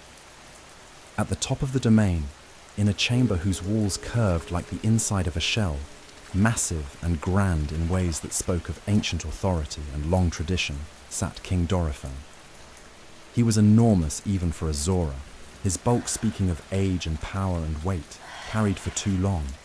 And when he saw Link, his face transformed, went through a rapid succession of expressions that ended in something that was joy and sorrow, so intermingled they became indistinguishable from each other. "Link," he said, and his voice was deep, resonant, carrying the weight of 100 years of grief barely contained. "Hero of Hyrule, champion, friend to my daughter, you have returned to us after all this time, after all these years of absence and silence and presumed death. Welcome, you are welcome here, though your presence brings both comfort and pain, both hope for the future and reminder of the past we can never reclaim." Link bowed, unsure what words could possibly be adequate, what he could say that would mean anything in the face of this man's loss, this father's grief for a daughter who had died trying to save everyone and had instead become trapped in the very machine she'd been piloting, had spent a century as a ghost in a corrupted divine beast, while her father lived on and grieved and couldn't do anything to help her, couldn't reach her, couldn't even properly mourn her because she wasn't fully gone, was still there in some terrible diminished form, suffering in ways he could only imagine. "Your Majesty," Link managed, "I've come to help, to stop Varuta, to free." He hesitated, the name feeling too intimate, too weighted to free Princess Mipha's spirit. Dorephan's eyes, already wet, brimmed over, and he made no attempt to hide the tears that ran down his scaled face. "My daughter, my beautiful, kind, brave daughter, who gave everything and received nothing but endless suffering in return. If you can free her, if you can give her peace, if you can end her torment." His voice broke completely, and he had to pause, gather himself, find the strength to continue. "That would be a gift beyond measure. That would be something I cannot give her myself, but would give anything to provide. Please, please Help her. Help my daughter rest. A younger Zora stepped forward from where he'd been standing beside the throne, and Link recognized him even though 100 years had passed and childhood had given way to adulthood. Sidon, Mipha's brother. He'd been so young before, barely more than a child, and now he was grown, was prince and heir, was carrying responsibilities that should have been shared with his sister, but instead fell entirely on him because she was gone, was trapped, was suffering. Link, Sidon said, and his voice was warm, was welcoming, but carried underneath it the same complicated grief his father bore. I remember you. I was young, but I remember you visiting with Princess Zelda. Remember my sister's face when she looked at you. Remember. He stopped, smiled sadly. I remember a lot of things that hurt to remember, but I wouldn't give up the memories, even though they hurt. But the past can wait. Right now, Vah Ruta is destroying our home. The flooding is getting worse. The instability is threatening to collapse the reservoir entirely, and if that happens, all of Zora's domain will be swept away, will be destroyed just as surely as if the calamity had aimed at us directly, instead of hitting us as collateral damage. He moved closer to Link, put a hand on his shoulder, and the touch was firm, grounding, reassuring. I will help you. Whatever you need to reach Vah Ruta, to board it, to fight through whatever corruption waits inside, and reclaim it from Ganon's control, I will provide. Zora warriors, equipment, strategies, all of it is yours. My sister cared for you deeply, perhaps loved you though she never quite said the words, never quite admitted it fully even to herself. But I saw it, everyone saw it, and if you're here to free her, to end her suffering, and restore her honor and let her finally rest, then you have not just my assistance, but my gratitude, my loyalty, my friendship for as long as you need it. They spent the rest of that day and into the evening planning, discussing tactics, reviewing what was known about Vah Ruta's movements and weaknesses. The divine beast was massive, was constantly moving, was protected by malice and corruption that manifested as physical obstacles. To reach it would require crossing water under attack, timing approaches to avoid its weapons, finding a way to board it while it was mobile and hostile. Sidon would help with the approach, would swim alongside Link, would use his size and strength to create opportunities, to draw fire, to clear paths. But once they were aboard, once Link was inside the divine beast proper, he would be alone, would have to navigate its internal mechanisms, solve its puzzles, purge its corruption, and ultimately face whatever manifestation of Ganon's will had taken root in its heart. Night fell over the domain, and Link was given a room to rest in, but sleep came reluctantly, fitfully, troubled by anticipation and anxiety and the weight of what tomorrow would bring. He thought about Mipha, about fragments of memory that were returning more fully now, sharpening into something closer to complete recollection. He remembered her healing him once after a training accident, her hands glowing with soft light as they passed over his wounds, the pain receding wherever she touched, and the way she'd looked at him with concern that went beyond duty, beyond simple care for a fellow warrior, something personal and vulnerable that he hadn't known how to respond to, hadn't known whether he was allowed to respond to given his role as Zelda's appointed knight, given all the responsibilities and obligations that defined his existence. He remembered her presenting him with the Zora armor, remembered her explaining that it was traditional, that it was meant for Zora to give to someone they... And she'd trailed off, hadn't finished the sentence, but he'd understood, had felt the weight of what she wasn't saying, and he'd thanked her and taken it and worn it when appropriate. But he'd never acknowledged what the gift meant, never addressed the feelings behind it.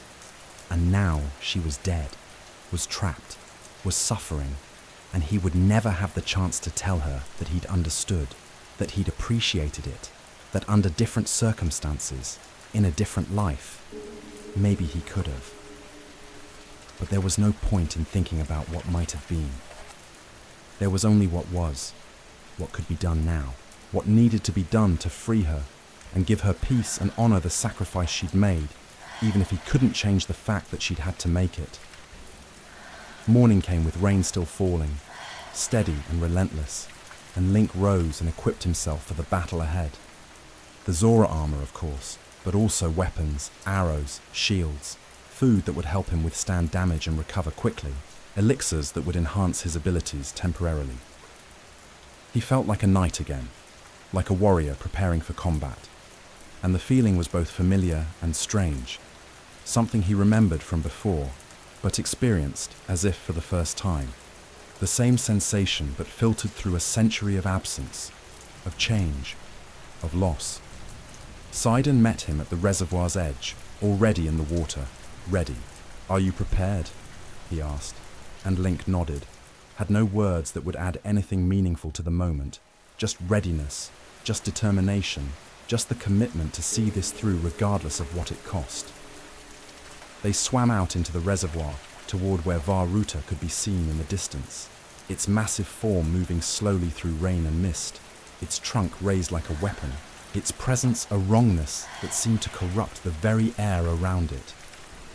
As they approached, the divine beast became aware of them, turned toward them, and suddenly the water around them was churning, dangerous, filled with obstacles and attacks that seemed designed to prevent exactly what they were trying to do. But Sidon was skilled, was strong, was motivated by love for his sister and duty to his people, and he created opportunities, moments where Link could shoot arrows at targets that would weaken the divine beast's defenses, could disable mechanisms that prevented approach. They worked together with a synchronization that felt natural, felt right, as if they'd trained for this, as if their coordination was something more than improvisation, was actually a kind of trust, a belief in each other's competence and commitment. When they finally got close enough, when the moment came to actually board the divine beast, Sidon propelled Link upward with a force that sent him sailing through the air, gave him the momentum to reach the divine beast's surface, to grab hold and pull himself up, and then he was on it, was standing on its back while it moved beneath him, and Sidon fell away into the water below, his part complete, his assistance given, the rest up to Link alone. The entrance was obvious once you knew where to look, a terminal that responded to the Sheikah slate, ancient technology recognizing ancient technology, and the way opened, led down into the divine beast's interior, into spaces that were mechanical and organic at the same time, constructed but also somehow alive, functioning according to principles that seemed to blur the line between machine and creature, technology and biology. Inside, the corruption was visible, tangible, malice manifesting as oozing darkness that clung to surfaces and pulsed with sickly light, but it could be destroyed, could be burned away or frozen or shocked with elemental attacks, cleared temporarily so that the divine beast's original mechanisms could function again, could be manipulated, could be used to solve the puzzles that would ultimately restore it to proper function. Link worked his way through the interior methodically, carefully, rotating sections, activating terminals, clearing corruption wherever he found it. The puzzles were complex but not impossible, required understanding how the divine beast's internal geometry worked, how different sections related to each other, how manipulating one element affected others in cascading consequences. It was exhausting work, mental and physical both, but he persisted, refused to give up, refused to let fatigue or frustration defeat him when Mipha had endured a century of suffering and deserved his absolute commitment to freeing her. The main control terminal was at the divine beast's heart, and as Link approached it, he felt the air grow heavier, felt presence accumulating, felt something gathering that wasn't just corruption, but was consciousness, was will, was Ganon's power given temporary form to defend this stronghold, to prevent exactly what Link was trying to accomplish.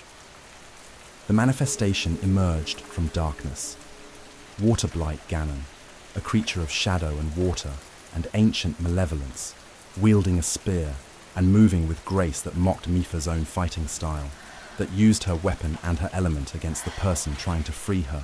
A final insult, a last defense, a challenge that felt personal in ways that made Link's grip on his own weapons tighten with anger, with determination, with refusal to let this abomination continue desecrating her memory. The fight was difficult, was draining, required everything Link had learned about combat and timing and resource management. The blight was fast, was strong, was relentless, and the arena they fought in was restrictive, challenging, designed to favor the defender rather than the attacker. But Link had advantages too.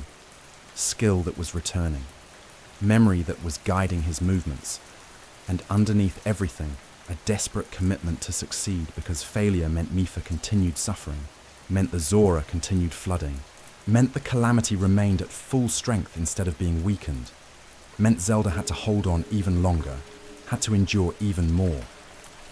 He fought with everything he had, adapted when attacks weren't working, persisted when damage accumulated faster than he could heal it, refused to fall, refused to fail, refused to let this be anything other than victory because any other outcome was unacceptable, was unthinkable, was simply not going to happen regardless of what it cost him.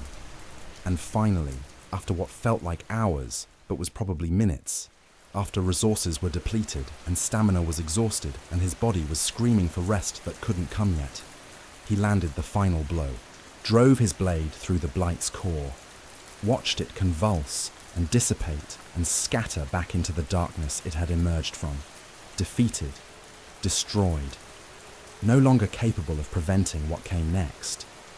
The main control terminal activated without resistance, responded to the Sheikah Slate's presence, and suddenly the corruption was draining away, was being purged, was retreating from surfaces and mechanisms as the divine beast remembered its original purpose, reclaimed its true function, stopped being a weapon of the calamity and became again what it had always been meant to be, a tool for protecting Hyrule, a gift from ancient craftspeople, a guardian rather than a destroyer.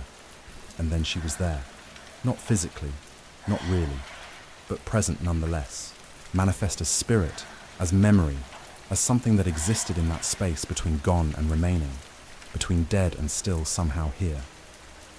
Mipha appeared before him, translucent but recognizable, her form exactly as he remembered it, as if 100 years had not passed for her, as if she had been frozen in the moment of her death and was only now being allowed to move forward again, to complete her interrupted existence. "Link," she said, and her voice was soft, was gentle, was filled with relief and gratitude, and something that might have been love if love could survive death and a century of isolation. "You came. I knew you would come eventually. I waited, and you came." He wanted to speak, to apologize, to explain, to say all the things he'd never said before, but his throat was tight, his eyes were burning, and he found he couldn't form words, could only stand there and look at her and try to convey through silence what he couldn't manage through speech. "Don't," she said gently, as if reading his thoughts. "Don't apologize. Don't carry guilt for things that weren't your fault, that you couldn't have prevented or changed. You fought for us, you died for us, or nearly died, and that you're here now, that you woke up, that you came to free me. That's everything. That's more than enough." She moved closer, or seemed to, though movement was strange for spirits. Didn't quite work the same way as physical displacement. "I made you armor," she said. "I wanted to give it to you properly, wanted to see you wear it, wanted to say," she paused, smiled sadly, "wanted to say a lot of things I never had the courage to say. But you're wearing it now. You used it to reach me. That's something. That's not nothing." "Mipha," he managed, her name rough in his throat, heavy with emotion. "I'm sorry. I'm sorry I didn't understand. I'm sorry I couldn't save you. I'm sorry you had to endure this for so long." "I know," she said simply. "I know you are. But Link, you need to understand something. My death wasn't your failure. My choice to pilot Vah Ruta, to fight against the calamity, that was my decision, my responsibility. You didn't fail me. The calamity defeated us all, but that's not the same as any one person failing. And now..." She gestured around them, at the divine beast that was no longer corrupted, that was restored to its original purpose. Now you've freed me. You've ended my suffering. You've given me peace. That's not failure. That's grace. That's love, if I'm allowed to call it that. She reached toward him, her hand passing through space where his cheek would be, unable to touch but making the gesture anyway. And he felt something, not physical contact but emotional impact, a connection that transcended the barrier between living and dead, between past and present. Protect her, Mipha said, and he knew she meant Zelda, meant the princess who was still suffering, still waiting. She needs you. She's loved you for longer than you realize, carried feelings she could never express because of duty and responsibility, and all the same things that kept you from responding to my feelings. But you're free now. You're not constrained by what you were before. When you save her, when you free her, don't make the mistake I made. Don't leave things unsaid. Don't let fear or duty or anything else prevent you from being honest about what you feel. I will, he promised. The words simple, but carrying everything he meant, everything he wished he could have said to Mipha when she was alive, when it might have mattered, when it could have changed things, even if only slightly. She smiled, truly smiled, and for a moment she seemed more solid, more present, more real, as if joy was giving her substance that grief had eroded away. Thank you, Link. Thank you for coming for me. Thank you for freeing me. Thank you for... She gestured vaguely, encompassing everything, their history, her feelings, his presence, the moment itself, for this, all of this.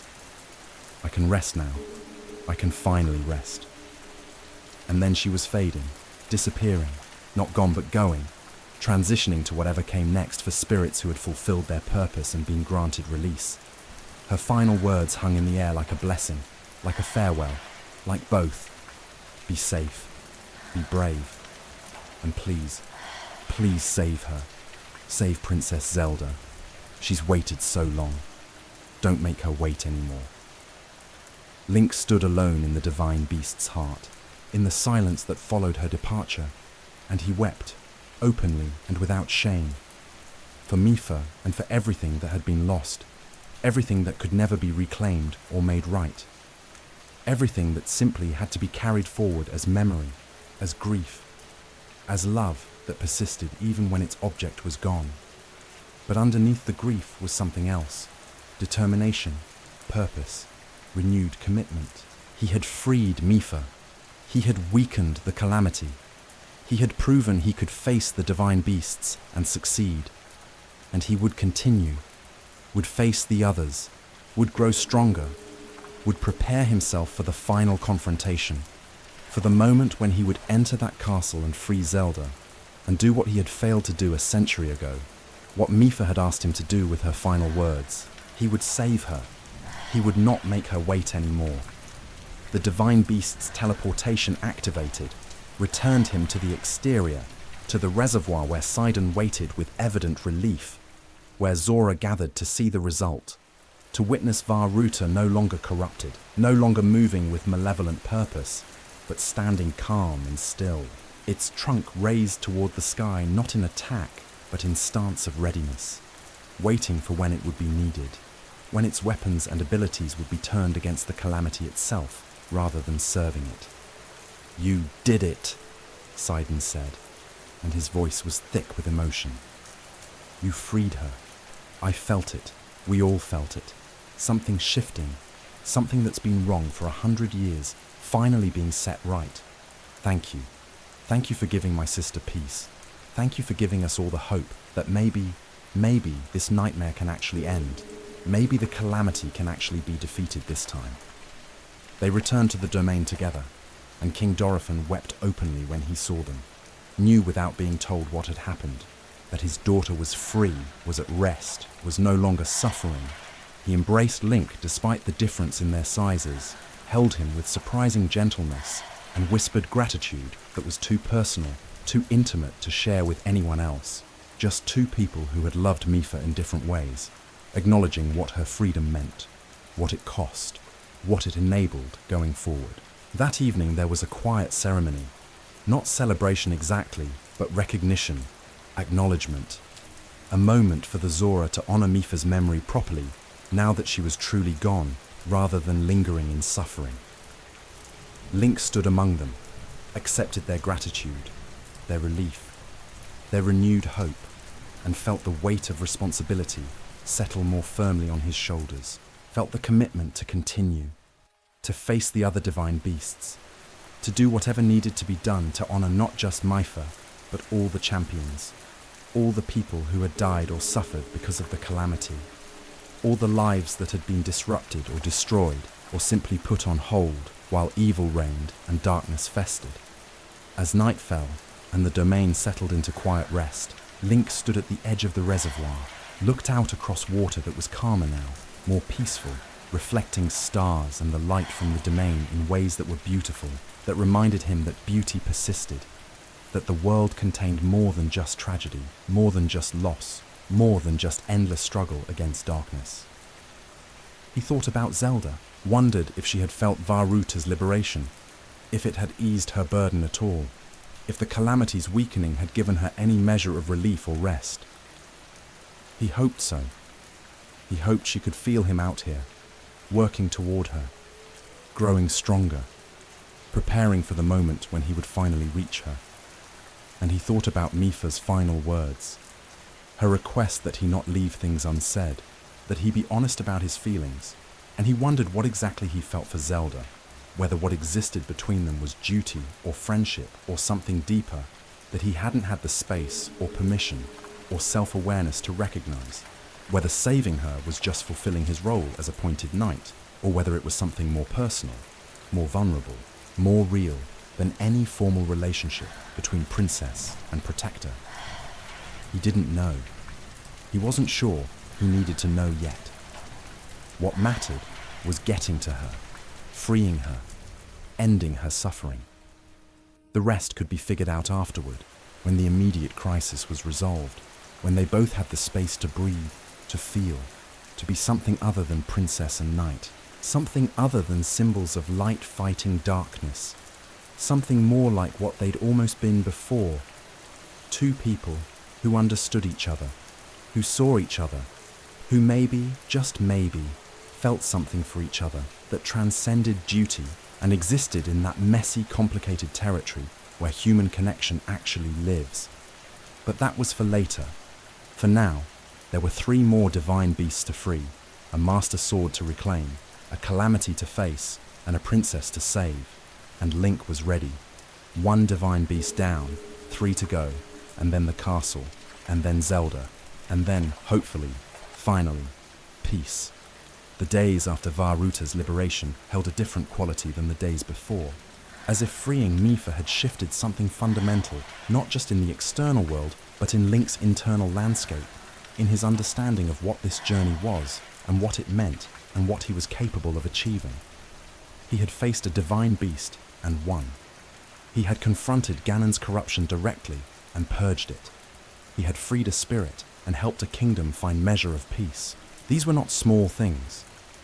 These were the kinds of accomplishments that made continuation possible, that gave evidence that success was achievable rather than just theoretically possible.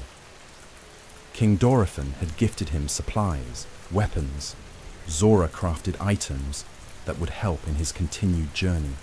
And more than that, he had given his blessing, his acknowledgement that Link was truly the hero they needed, that his awakening had not been accident or false hope, but actual providence, actual opportunity for redemption and restoration.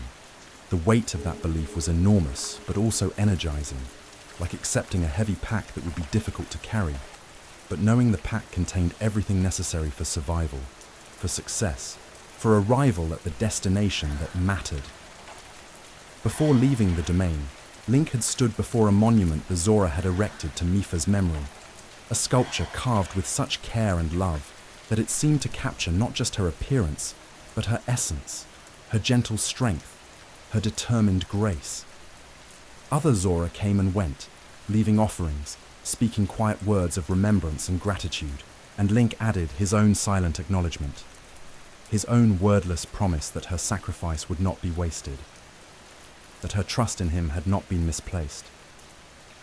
that he would continue until the calamity was defeated and all the champions could truly rest, their purpose fulfilled, their sacrifice given meaning through the salvation it enabled.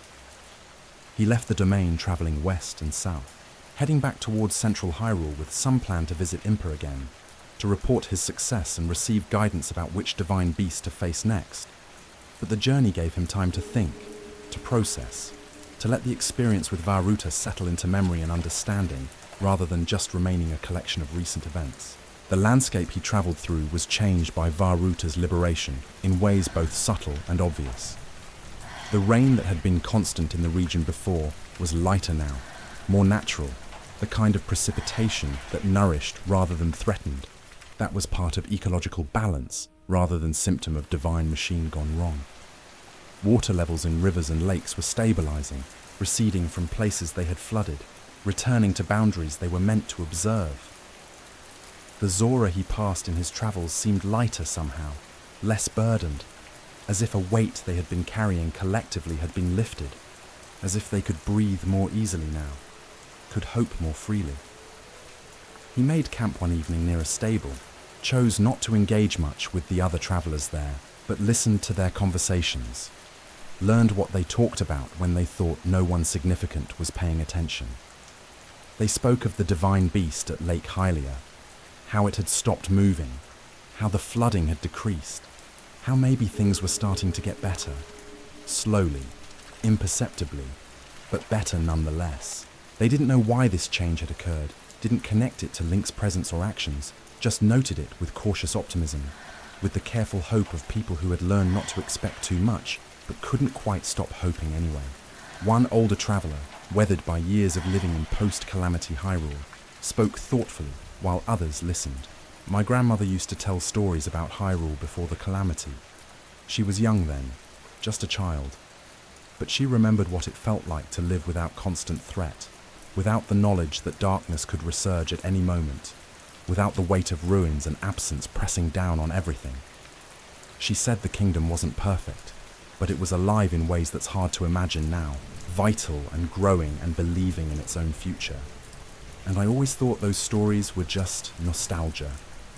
Just the way old people romanticize the past, make it better in memory than it ever was in reality. But lately, I don't know, maybe there's something shifting. Maybe Hyrule can have a future again instead of just a present that limps along remembering a past it can't reclaim.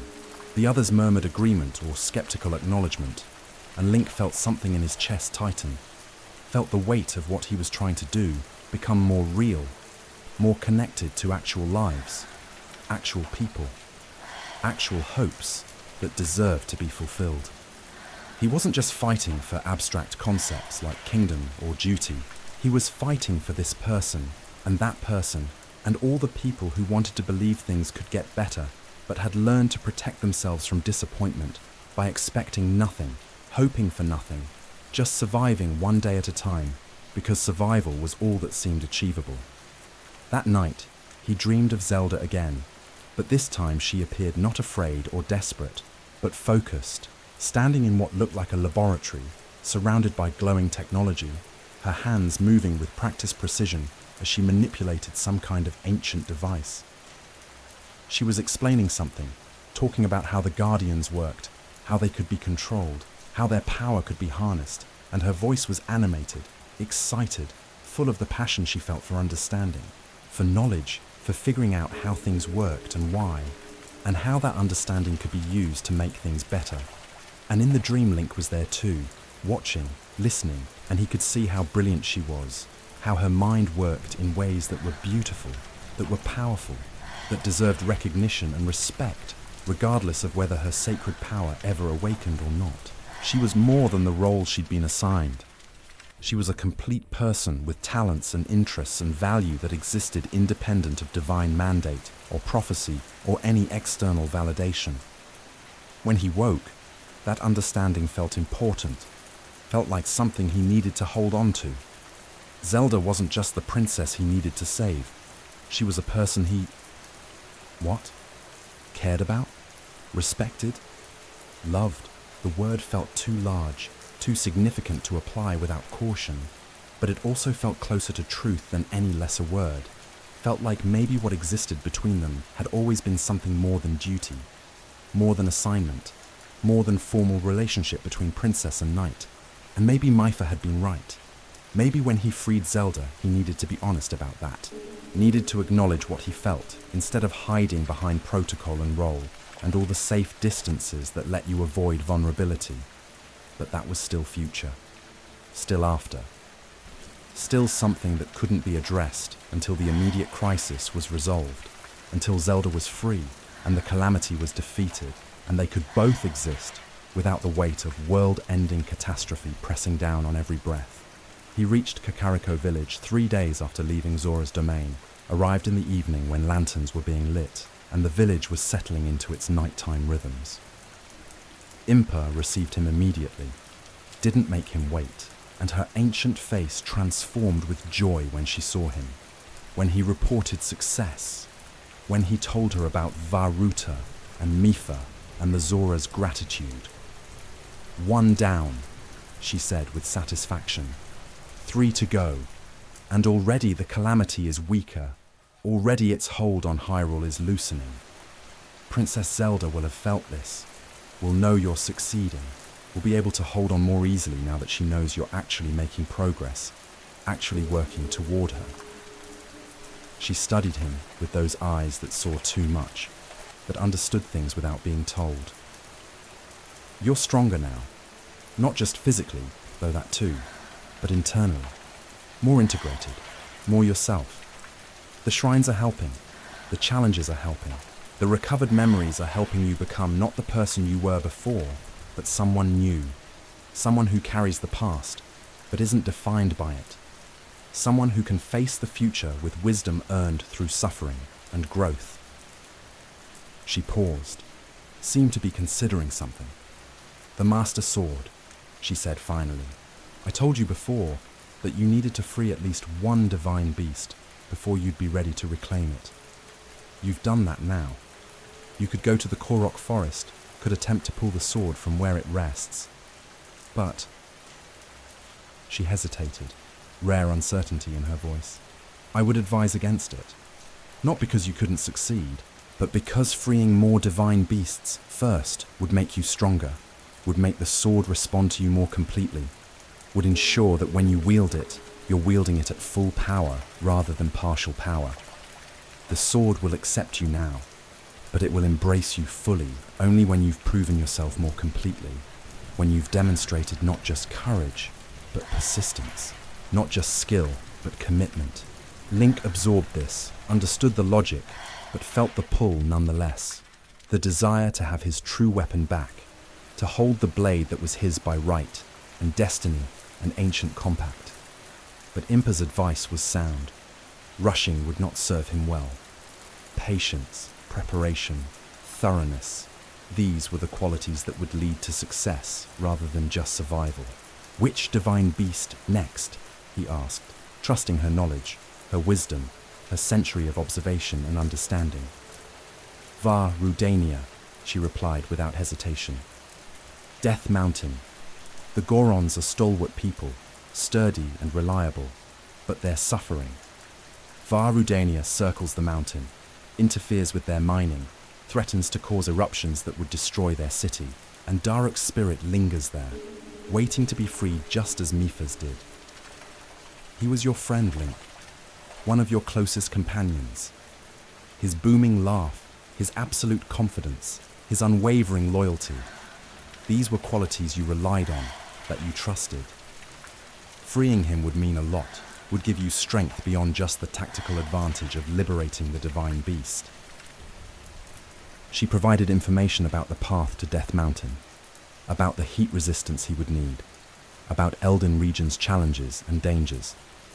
The Gorons themselves were friendly to outsiders generally, welcomed travelers and traders, but the mountain itself was hostile, unforgiving, required preparation and respect, an understanding that nature in its rawest forms didn't care about human needs or survival, just existed according to its own fierce laws.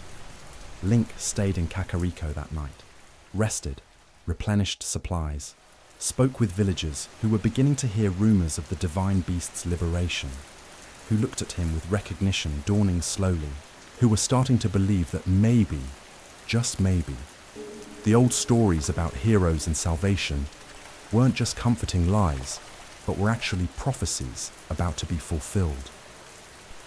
In the morning, he set out west, then north, following paths that led toward Eldin region, toward the volcanic mountain that dominated the northern landscape, its peak wreathed in smoke and heat distortion, visible from vast distances, impossible to ignore or dismiss. The temperature increased gradually as he traveled, the air becoming drier, hotter, more difficult to breathe, vegetation shifting from lush to sparse to nearly absent, adaptation giving way to simple absence as conditions exceeded what most life could tolerate. He passed through small settlements on the mountain's flanks, places where people had learned to survive in this harsh environment through careful management of resources and stubborn refusal to abandon homes that had been in their families for generations. They warned him about the mountain's temperament, about how to read its moods, about when to shelter and when to travel, and when to simply stay still and wait for conditions to become less immediately lethal. The Gorons themselves were unmistakable when he finally encountered them. Massive, powerful beings that seemed to be made of living rock, their bodies adapted to heat and pressure in ways that made them perfectly suited to this environment that would kill most others within hours. They were friendly in a rough, boisterous way, greeting Link with enthusiasm once they understood he was heading to their city, that he intended to help with their divine beast problem, that he was the hero from the old stories come back to finish what he'd started a century ago. One young Goron, barely more than a child despite being larger than Link would ever be, attached himself to Link's journey, insisted on guiding him up the mountain, pointing out safe paths and stable ground, and places where heat rose from vents in ways that could overwhelm even someone with heat resistance. The child talked constantly, enthusiastically about Daruk, and about the divine beast, and about hope that maybe things could get better, maybe the mountain could be safe again, maybe they could mine and live and thrive, instead of just surviving in increasingly difficult conditions. Boss Daruk was the greatest, the child said with reverence, the strongest, the bravest, the kindest. Everyone loved him. And when he died, when he was trapped in the divine beast, it was like the mountain itself was grieving, like the stone was mourning. But you're going to free him, right? You're going to save him like you saved the Zora's princess. You're going to make things right. I'm going to try, Link said, unable to promise more than that, unable to guarantee success, but willing to commit completely to the attempt. That's all anyone can do, the child said with surprising wisdom. Just try, just keep trying. That's what Boss Daruk always said. Keep trying until you can't try anymore, and then rest a little bit and try again. Goron City, when they reached it, was carved into the mountain itself, a community built from and within volcanic rock, structures that were part architecture and part natural formation, humanity and geology merging into something that was uniquely Goron, uniquely suited to these conditions, these people, this way of life. Lava flowed through channels in the city, provided light and heat, was treated not as danger but as resource, as something to be managed and respected and incorporated into daily existence. The Goron boss, an enormous figure named Bludo, greeted Link with mixture of hope and skepticism, wanting to believe but having been disappointed before, wanting help but unsure if this small Hylian could actually provide it. Daruk's successor, Yunobo, stood nearby, young and uncertain and clearly uncomfortable with the weight of responsibility that had fallen on him, with being expected to fill shoes left empty by a giant both literal and metaphorical. "You're really him?" Bludo asked, studying Link with eyes that had seen a lot of years and weren't easily fooled. "The hero? The one who was supposed to save us but died instead? No offense, but you're 100 years late, and we've been suffering all that time, and showing up now feels a bit like closing the door after the house burned down." "I know," Link said simply, not defending, not explaining, just acknowledging. "I'm late, and I'm sorry." But I'm here now, and I can help now. And that's better than not being here at all. Better than never trying to make things right. Bludo grunted, seemed somewhat mollified by the directness, by the lack of excuses or justifications. Fair enough. If you can actually stop Varudania, if you can free Boss Daruk's spirit, if you can make that divine beast stop interfering with our mining and threatening to blow the mountain apart, then I don't care if you're late. Results matter more than timing. The plan was similar to Varuta, but adapted for different environment, different divine beast, different challenges. Yunobo would help, would use his ability to become a rolling ball of protected rock, to destroy obstacles, to create opportunities for Link to weaken the divine beast's defenses. And then Link would board it alone, would face its interior challenges alone, would confront Ganon's corruption alone, would free Daruk alone. They began the ascent in the morning, Link and Yunobo working together up treacherous mountain paths, through areas where heat was so intense that even with elixir protection, Link felt like he was moving through an oven, felt his strength sapping away just from the environmental hostility. But they persisted, step by difficult step, and Yunobo's enthusiasm was infectious, was encouraging, was reminder that youth and hope could coexist with difficulty and danger, that you could be afraid and uncertain and still move forward, still try, still refuse to give up. The divine beast became visible as they climbed higher, its massive form crawling along the mountain's upper reaches, its movements causing instability, its presence corrupting the natural order of the volcano. Link and Yunobo worked together to expose its weak points, to create opportunities for boarding, and when the moment came, when Link found himself propelled onto the divine beast's surface, Yunobo's cheerful encouragement echoed up from below. "You can do it! I believe in you! Save Boss Daruk!" Inside, Varudania, the challenges were different from Varuta, but the essential task was the same. Manipulate the divine beast's internal mechanisms, rotate it, tilt it, activate terminals, clear corruption, restore function. Link worked methodically through puzzles that required understanding how gravity and momentum and rotation affected the space he was moving through, how changing the divine beast's orientation changed what was possible, what paths opened, what solutions became available. And then, as before, the final chamber, the main control terminal, and emerging from darkness to defend it, Fireblight Ganon, manifestation of the Calamity's will, wielding weapons that seemed to mock Daruk's own style, using fire and aggression and overwhelming force in ways that felt like desecration, like insult added to injury. The fight was brutal, was exhausting in different ways than Waterblight had been, required different strategies, different responses, different resource management. But Link had learned from the first divine beast, had grown stronger, had refined his combat approach, and though the battle was difficult, it was not impossible, was achievable through persistence and attention, an absolute refusal to fail when success was the only acceptable outcome.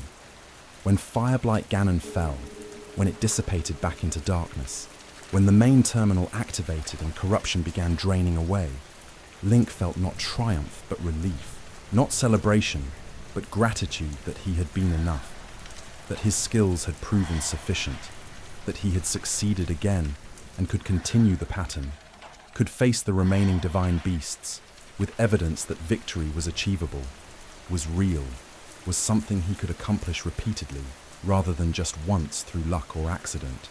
And then Daruk appeared, his spirit massive and warm, and exactly as Link remembered now, memories flooding back with his presence, memories of laughter and training, and the absolute security of knowing someone had your back. Someone would stand between you and danger without hesitation. Someone believed in you completely and wouldn't let you face threats alone. "Little guy!" Daruk's voice boomed, joyful despite everything, despite death and century of imprisonment and all the suffering. "You actually did it. You came back, you woke up, you freed me. I knew you would. I told them all. I said Link's not the kind to stay down, not the kind to give up. He'll be back when we need him, and look, here you are, right on time, even if you're 100 years late." Link felt his throat tighten, felt emotion overwhelming him in ways he wasn't prepared for, wasn't equipped to handle. This spirit's joy and forgiveness, an absolute unwavering belief, despite everything. "Don't cry, brother," Daruk said gently, his massive hand passing through space where Link's shoulder would be, unable to touch but making the gesture anyway. "Don't carry grief for what wasn't your fault. We made our choices. We knew the risks. We did what we thought was right, and yeah, it didn't work out. But that's not on you. You fought until you couldn't fight anymore. That's all any of us can do." He looked toward the north, toward where Hyrule Castle would be, toward where Zelda still waited, still endured. "She's been so brave, Link. Braver than any of us. 100 years holding that darkness, 100 years alone with her power barely enough, barely sufficient, just hanging on by sheer force of will. You gotta save her. You gotta finish this. And I know you will, because that's who you are. That's what you do. You don't quit. You don't give up. You just keep going until the job's done." His form began fading, transitioning, moving toward whatever came next. "My people are safe now because of you. My spirit can rest now because of you. And when you face Ganon, when you need that extra bit of help, when the final battle comes, I'll be there. All of us champions will be there, lending you our strength, making sure this time you win. This time the darkness actually dies instead of just being contained. Count on it, brother. Count on me." And then he was gone, leaving Link standing in the quiet aftermath, in the space where a friend had been but no longer was, where grief and relief and determination all mixed together into something complex and painful, and somehow also beautiful, because love didn't stop just because death happened, because connection persisted even when presence ended, because meaning could be found even in loss if you were willing to look for it, if you were willing to let it transform you rather than destroy you. Outside, Yunobo and the other Gorons were celebrating, were rejoicing that the divine beast was freed, that their hero had returned, that Daruk could rest, and the mountain could heal, and life could continue with hope instead of just stubborn persistence. Link accepted their gratitude, their joy, their offers of hospitality and reward, but inside he felt quiet, felt introspective, felt the weight of 2 champions freed and 2 remaining, 2 divine beasts purified and 2 still corrupted, progress made but journey not complete, destination visible but not yet reached. That night, sleeping in Goron City on a bed made of stone that was somehow comfortable despite its hardness, Link dreamed of all 4 champions together, of how they had been before the calamity, joking and training and believing that together they were unstoppable, that working as a team they could face any threat. And in the dream, Zelda was there too, trying to fit in, trying to be part of the group while also carrying the weight of not having her power yet. And Link saw now what he hadn't seen then, how isolated she felt, how much pressure she was under, how desperately she wanted to be valuable, to contribute, to be more than just the princess who hadn't fulfilled her destiny yet. When he woke, the understanding remained, and with it, renewed commitment.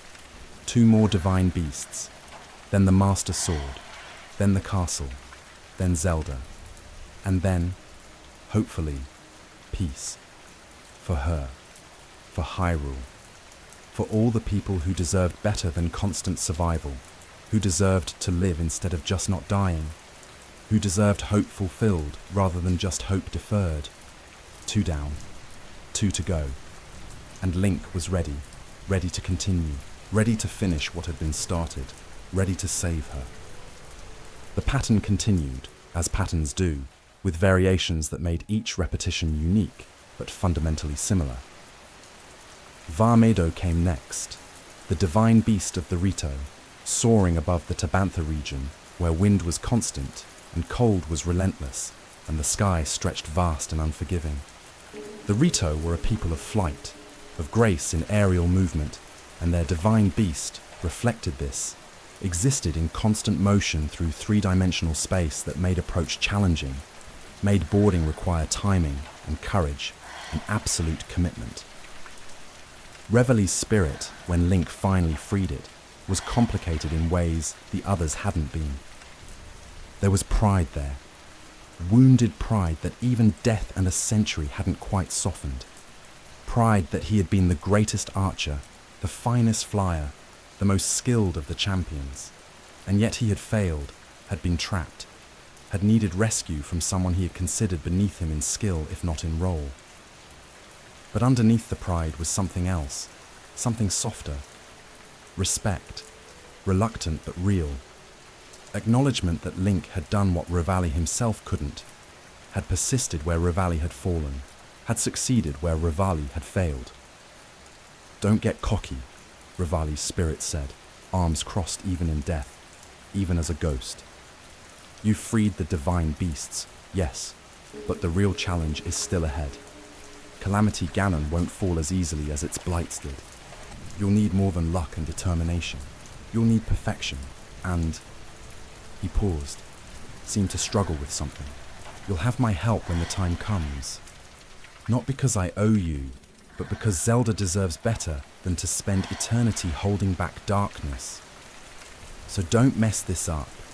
Don't make her sacrifice, all our sacrifices, meaningless by failing at the final moment."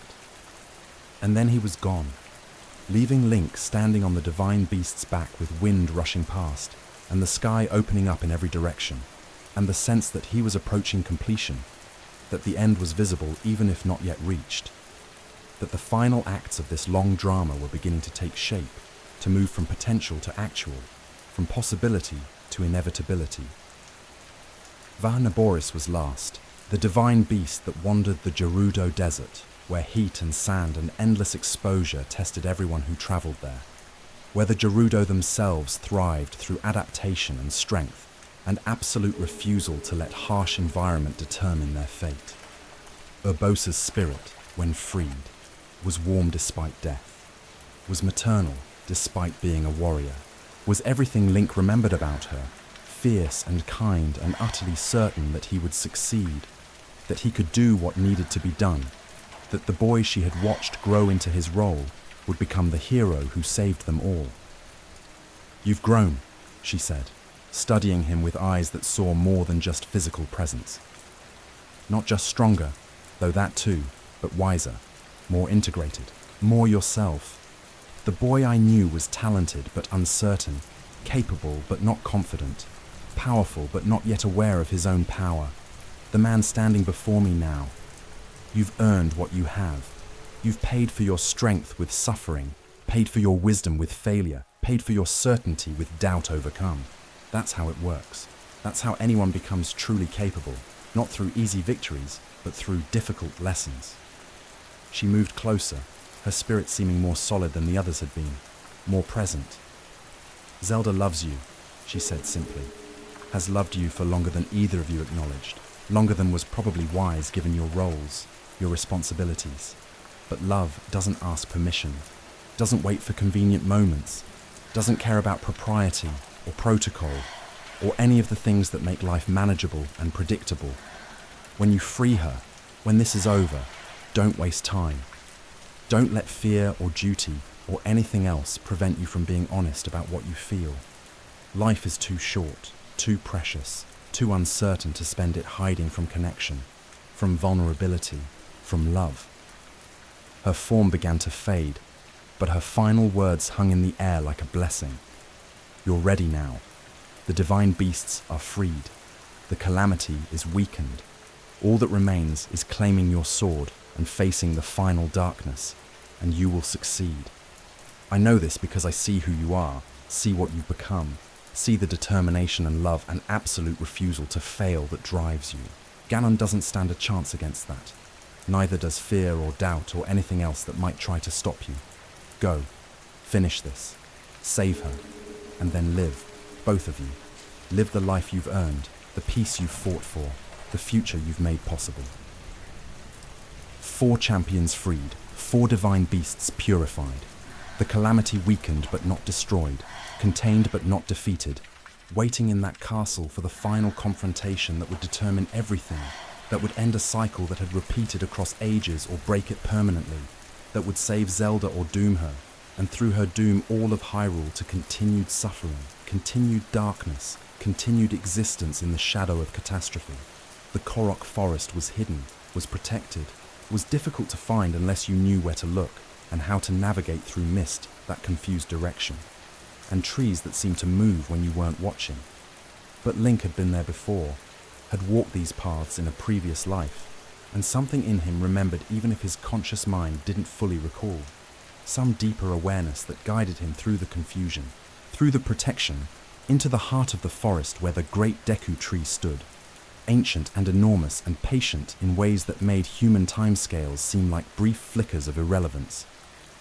The Master Sword waited in its pedestal, exactly as it had waited for 100 years, exactly as it had waited for centuries before that, between heroes, between crises, between the moments when it was needed and the moments when it could rest.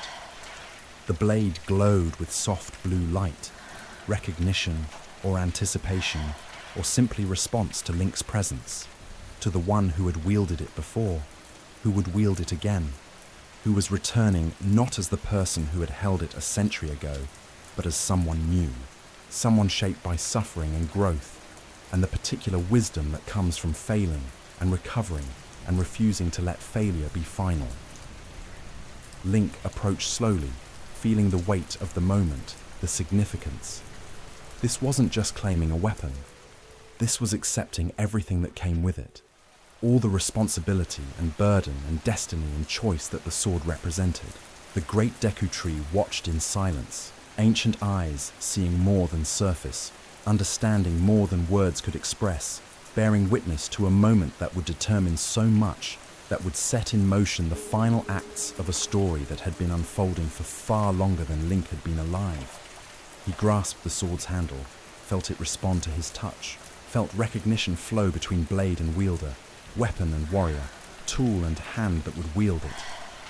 And then he pulled, drew the sword from stone that had held it, lifted it toward the sky, and it sang, vibrated with power that was his and not his, ancient and immediate, deadly and protective, everything it had always been and everything it needed to be. Power flowed into him, through him, awakened something that had been dormant or suppressed or simply waiting for this moment. Memories came faster now, more complete, filling in gaps, answering questions, providing context for fragments that had existed in isolation. He remembered training with this sword, remembered the ceremony where he'd first drawn it, remembered the weight of everyone's expectations settling onto him like a mantle he hadn't asked for but had to wear anyway. He remembered Zelda's face when she'd seen him draw the sword, complex emotion that he hadn't understood then, but understood now, awe and resentment and fear and hope all mixed together, because his success was proof of her failure, his destiny confirmed, was her destiny still uncertain. He remembered the final battle too, remembered it more completely than he wanted to, remembered fighting guardian after guardian while Zelda fled, remembered taking wound after wound, remembered falling, remembered Zelda's scream as she threw herself between him and the final blow, remembered light erupting from her, vast and terrible and beautiful, her power finally awakening in the moment of his death, too late to prevent catastrophe, but sufficient to contain it, to seal it, to give him chance at survival and her the opportunity to hold darkness at bay until he could return. The Deku tree spoke then, voice like wind through ancient branches, like water over stone worn smooth by time. You are ready, Link, hero of Hyrule. The sword knows you, recognizes you, accepts you. And more than that, you know yourself now. Recognize who you are and who you've become. That is the true qualification, the true worthiness. Not courage alone, not strength alone, but self-knowledge, self-acceptance, understanding of what you carry and why you carry it, and what you're willing to sacrifice to see your purpose through to completion. Link bowed to the tree, gratitude beyond words, and turned toward the north, toward where Hyrule Castle waited, wreathed in malevolence, surrounded by corruption, holding at its heart both the greatest evil Hyrule had ever known and the person he cared most about saving, darkness and light, contained together in terrible equilibrium that had persisted for 100 years and would persist no longer, because he was ready now, prepared now, capable now of doing what needed to be done. The journey to the castle was long, but Link didn't rush. Took time to prepare, to gather supplies, to ensure he was ready not just with equipment, but mentally, emotionally, spiritually ready to face what waited. He returned to settlements he'd visited, said farewells to people who had helped him, acknowledged connections made and gratitude earned.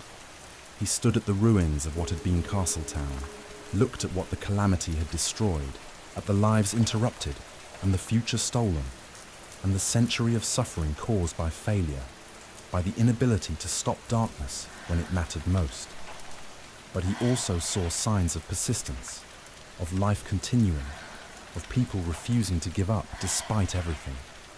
Flowers grew in the ruins, birds nested in broken walls, small animals made homes in spaces where humans had once lived. Nature reclaimed what humans had abandoned, not as conqueror, but as patient successor, filling emptiness with its own forms of life, its own purposes, its own indifference to human concerns and human grief. The castle itself was imposing, was terrible in the original sense of the word, inspiring terror, awe, recognition of power far beyond human scale. Malice coated its walls, corruption visible as physical manifestation, Ganon's presence so strong it distorted reality, made the air thick, made breathing difficult, made approach feel like pushing through something viscous and hostile. But Link had faced divine beasts, had confronted Ganon's blights, had died once already and returned. Fear had its place, but wouldn't rule him, wouldn't prevent him from doing what needed to be done. Inside the castle, the corruption was worse, was overwhelming, twisted corridors and transformed chambers into nightmare landscape, where logic failed and horror was normalized. But Link moved through it with determination that superseded fear, with purpose that transcended revulsion. The Master Sword hummed in his hand, responding to proximity to its ancient enemy, eager or ready, or simply acknowledging that the moment it had been created for was approaching, was nearly here, was about to become real instead of just potential.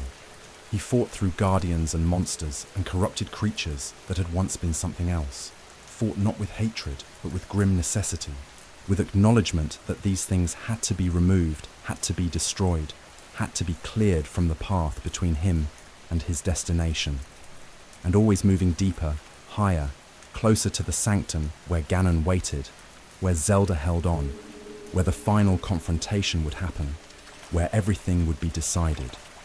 The throne room was vast, was corrupted beyond recognition, was pulsing with malevolence that seemed almost alive, almost conscious. And there, in the center, was Zelda, or what remained of her, pure light, pure power, pure desperate determination, holding back an ocean of darkness that pressed against her from all sides, that sought constantly to overwhelm her, to break through, to consume everything. She had been doing this for 100 years, holding this, enduring this, waiting for him. Link.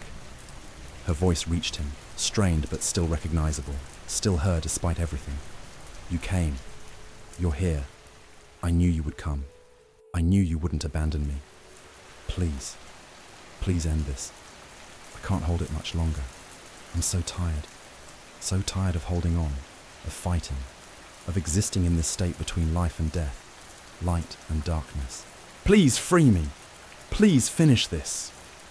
And then Ganon manifested fully, emerged from the darkness as physical form, as monstrous amalgamation of hatred and malice and ancient evil that had been defeated before but never destroyed, never truly ended, just contained and sealed, and forced to wait until conditions allowed return. It was massive, was terrible, was everything nightmare and catastrophe could create if given form and purpose and the focused will to destroy, to consume, to extinguish light wherever it existed. The battle was unlike anything Link had faced before, was beyond the divine beast challenges, beyond the blights, beyond any single combat or trial.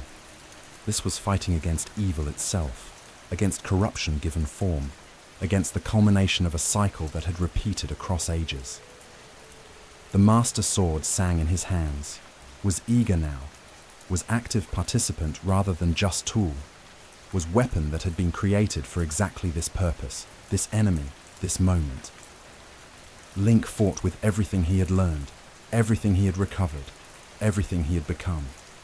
He used the divine beast's support, felt their power flowing to him at crucial moments, the champion's spirits lending strength they no longer possessed physically, but could still provide spiritually. He felt Mipha's healing touch when wounds threatened to overwhelm him. He felt Daruk's protection when attacks would have been fatal. He felt Revali's precision guiding his arrows. He felt Urbosa's fury empowering his strikes. And he fought for Zelda, for the girl who had struggled with her destiny, for the woman who had endured a century of suffering, for the person he loved. Yes, loved. The recognition came clearly now, undeniable now, absolute now. He loved her, had loved her for longer than he'd acknowledged, longer than he'd allowed himself to recognize. And he would save her, would free her, would end her suffering because she deserved better, deserved peace, deserved life instead of just existence, deserved to be more than the sacrifice that held back darkness.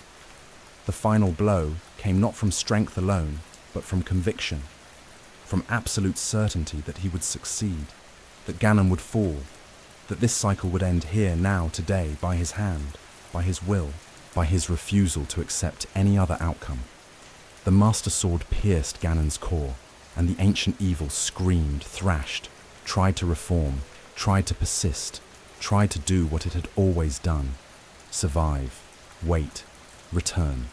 But Zelda was there, her power finally released from containment, finally free to act rather than just hold.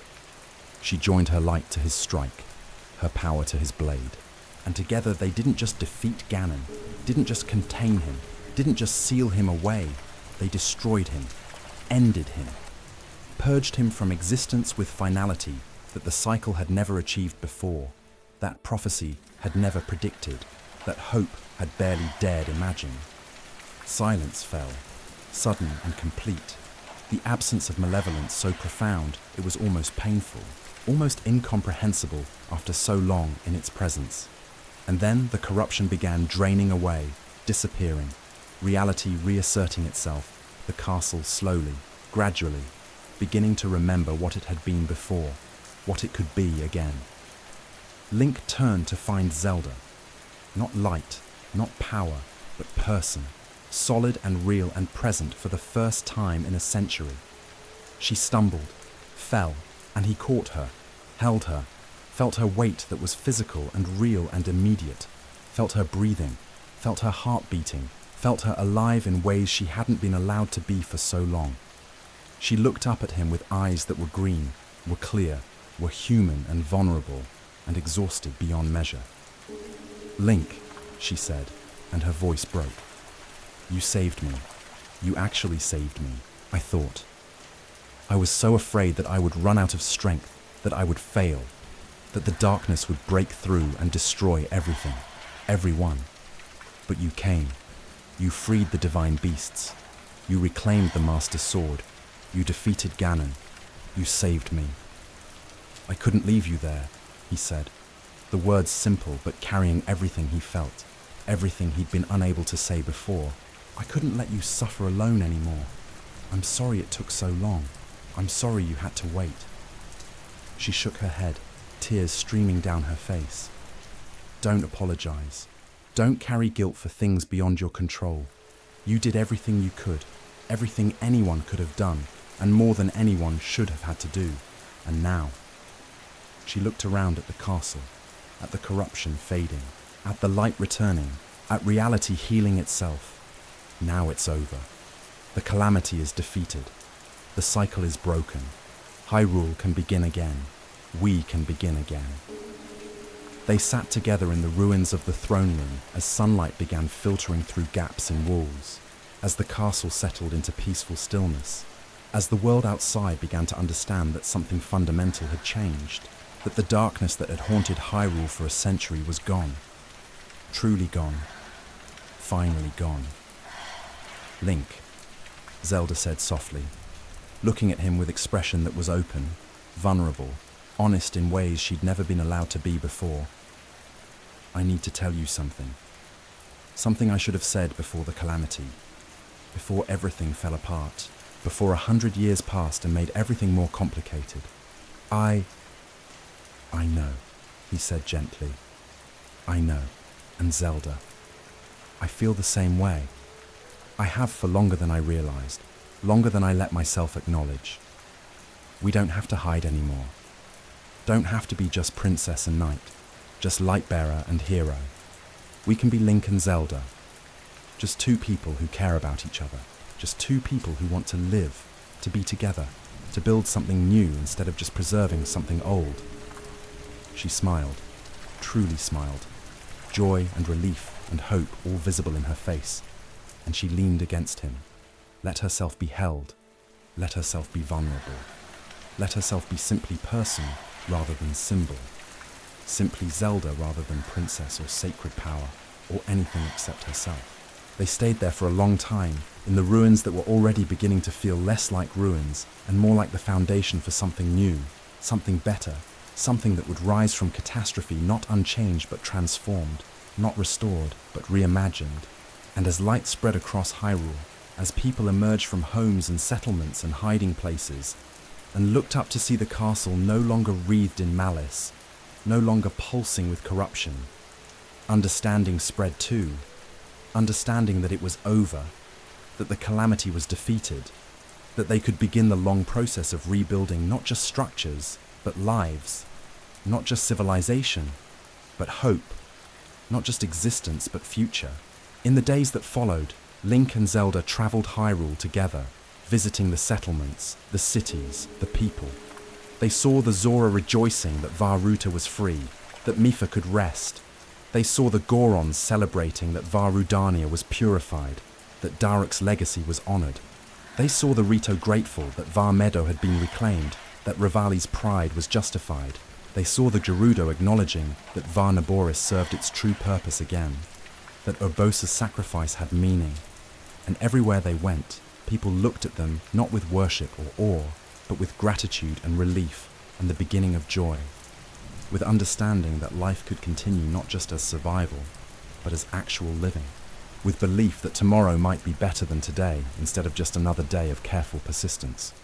At night, they would make camp under stars that seemed brighter now, clearer now, more beautiful now that darkness was truly defeated, rather than just temporarily contained. And they would talk, really talk, sharing thoughts and feelings and hopes that had been suppressed for so long, getting to know each other not as roles or symbols, but as people, complicated and flawed and real. Zelda spoke of her passion for understanding, for knowledge, for figuring out how ancient technology worked and what it could teach them about building better future. Link spoke of his journey, his growth, the way failing and recovering had taught him more than succeeding ever could have, and they both spoke of love, tentatively at first, then more confidently, acknowledging what existed between them, what had always existed but could finally be recognized, could finally be celebrated instead of hidden. "Do you think about what's next?" Zelda asked one evening as they sat by a fire, watching stars emerge. After reconstruction, after Hyrule rebuilds itself into whatever it's becoming, after the immediate crisis is fully resolved. "Sometimes," Link admitted, "but mostly I try to stay present, to be here now, to not lose the moment by worrying too much about future that hasn't arrived yet."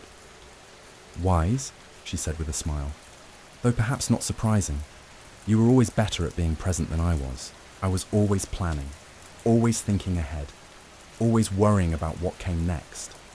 Maybe you can teach me to simply exist sometimes, to be in the moment instead of always preparing for the next one. And maybe you can teach me to plan," he replied, "to think ahead sometimes instead of just reacting to whatever comes. We balance each other, make each other better. Isn't that what love does? Makes us more complete, more capable of being fully ourselves. Yes, she agreed quietly. That's exactly what it does. And so they continued together, building not just kingdom, but relationship. Not just future for Hyrule, but future for themselves. Not just recovery from catastrophe, but genuine new beginning. Genuine transformation of tragedy into something that wasn't quite triumph, but was close enough, was good enough, was simply life continuing in all its messy, complicated, beautiful complexity. The world moved slowly toward peace, toward healing, toward the gradual restoration of what had been lost and the creation of what had never existed before. The champion's spirits rested. The divine beasts stood as guardians rather than threats. The master sword waited in readiness, but was no longer needed, and Link and Zelda walked forward together, hand in hand, toward whatever came next, secure in their love, confident in their purpose, certain that whatever challenges emerged, they would face them together, would overcome them together, would build together the future they had fought so hard to make possible. And in the quiet moments, in the peaceful evenings, in the gentle mornings, they found something that had been absent for too long. Joy.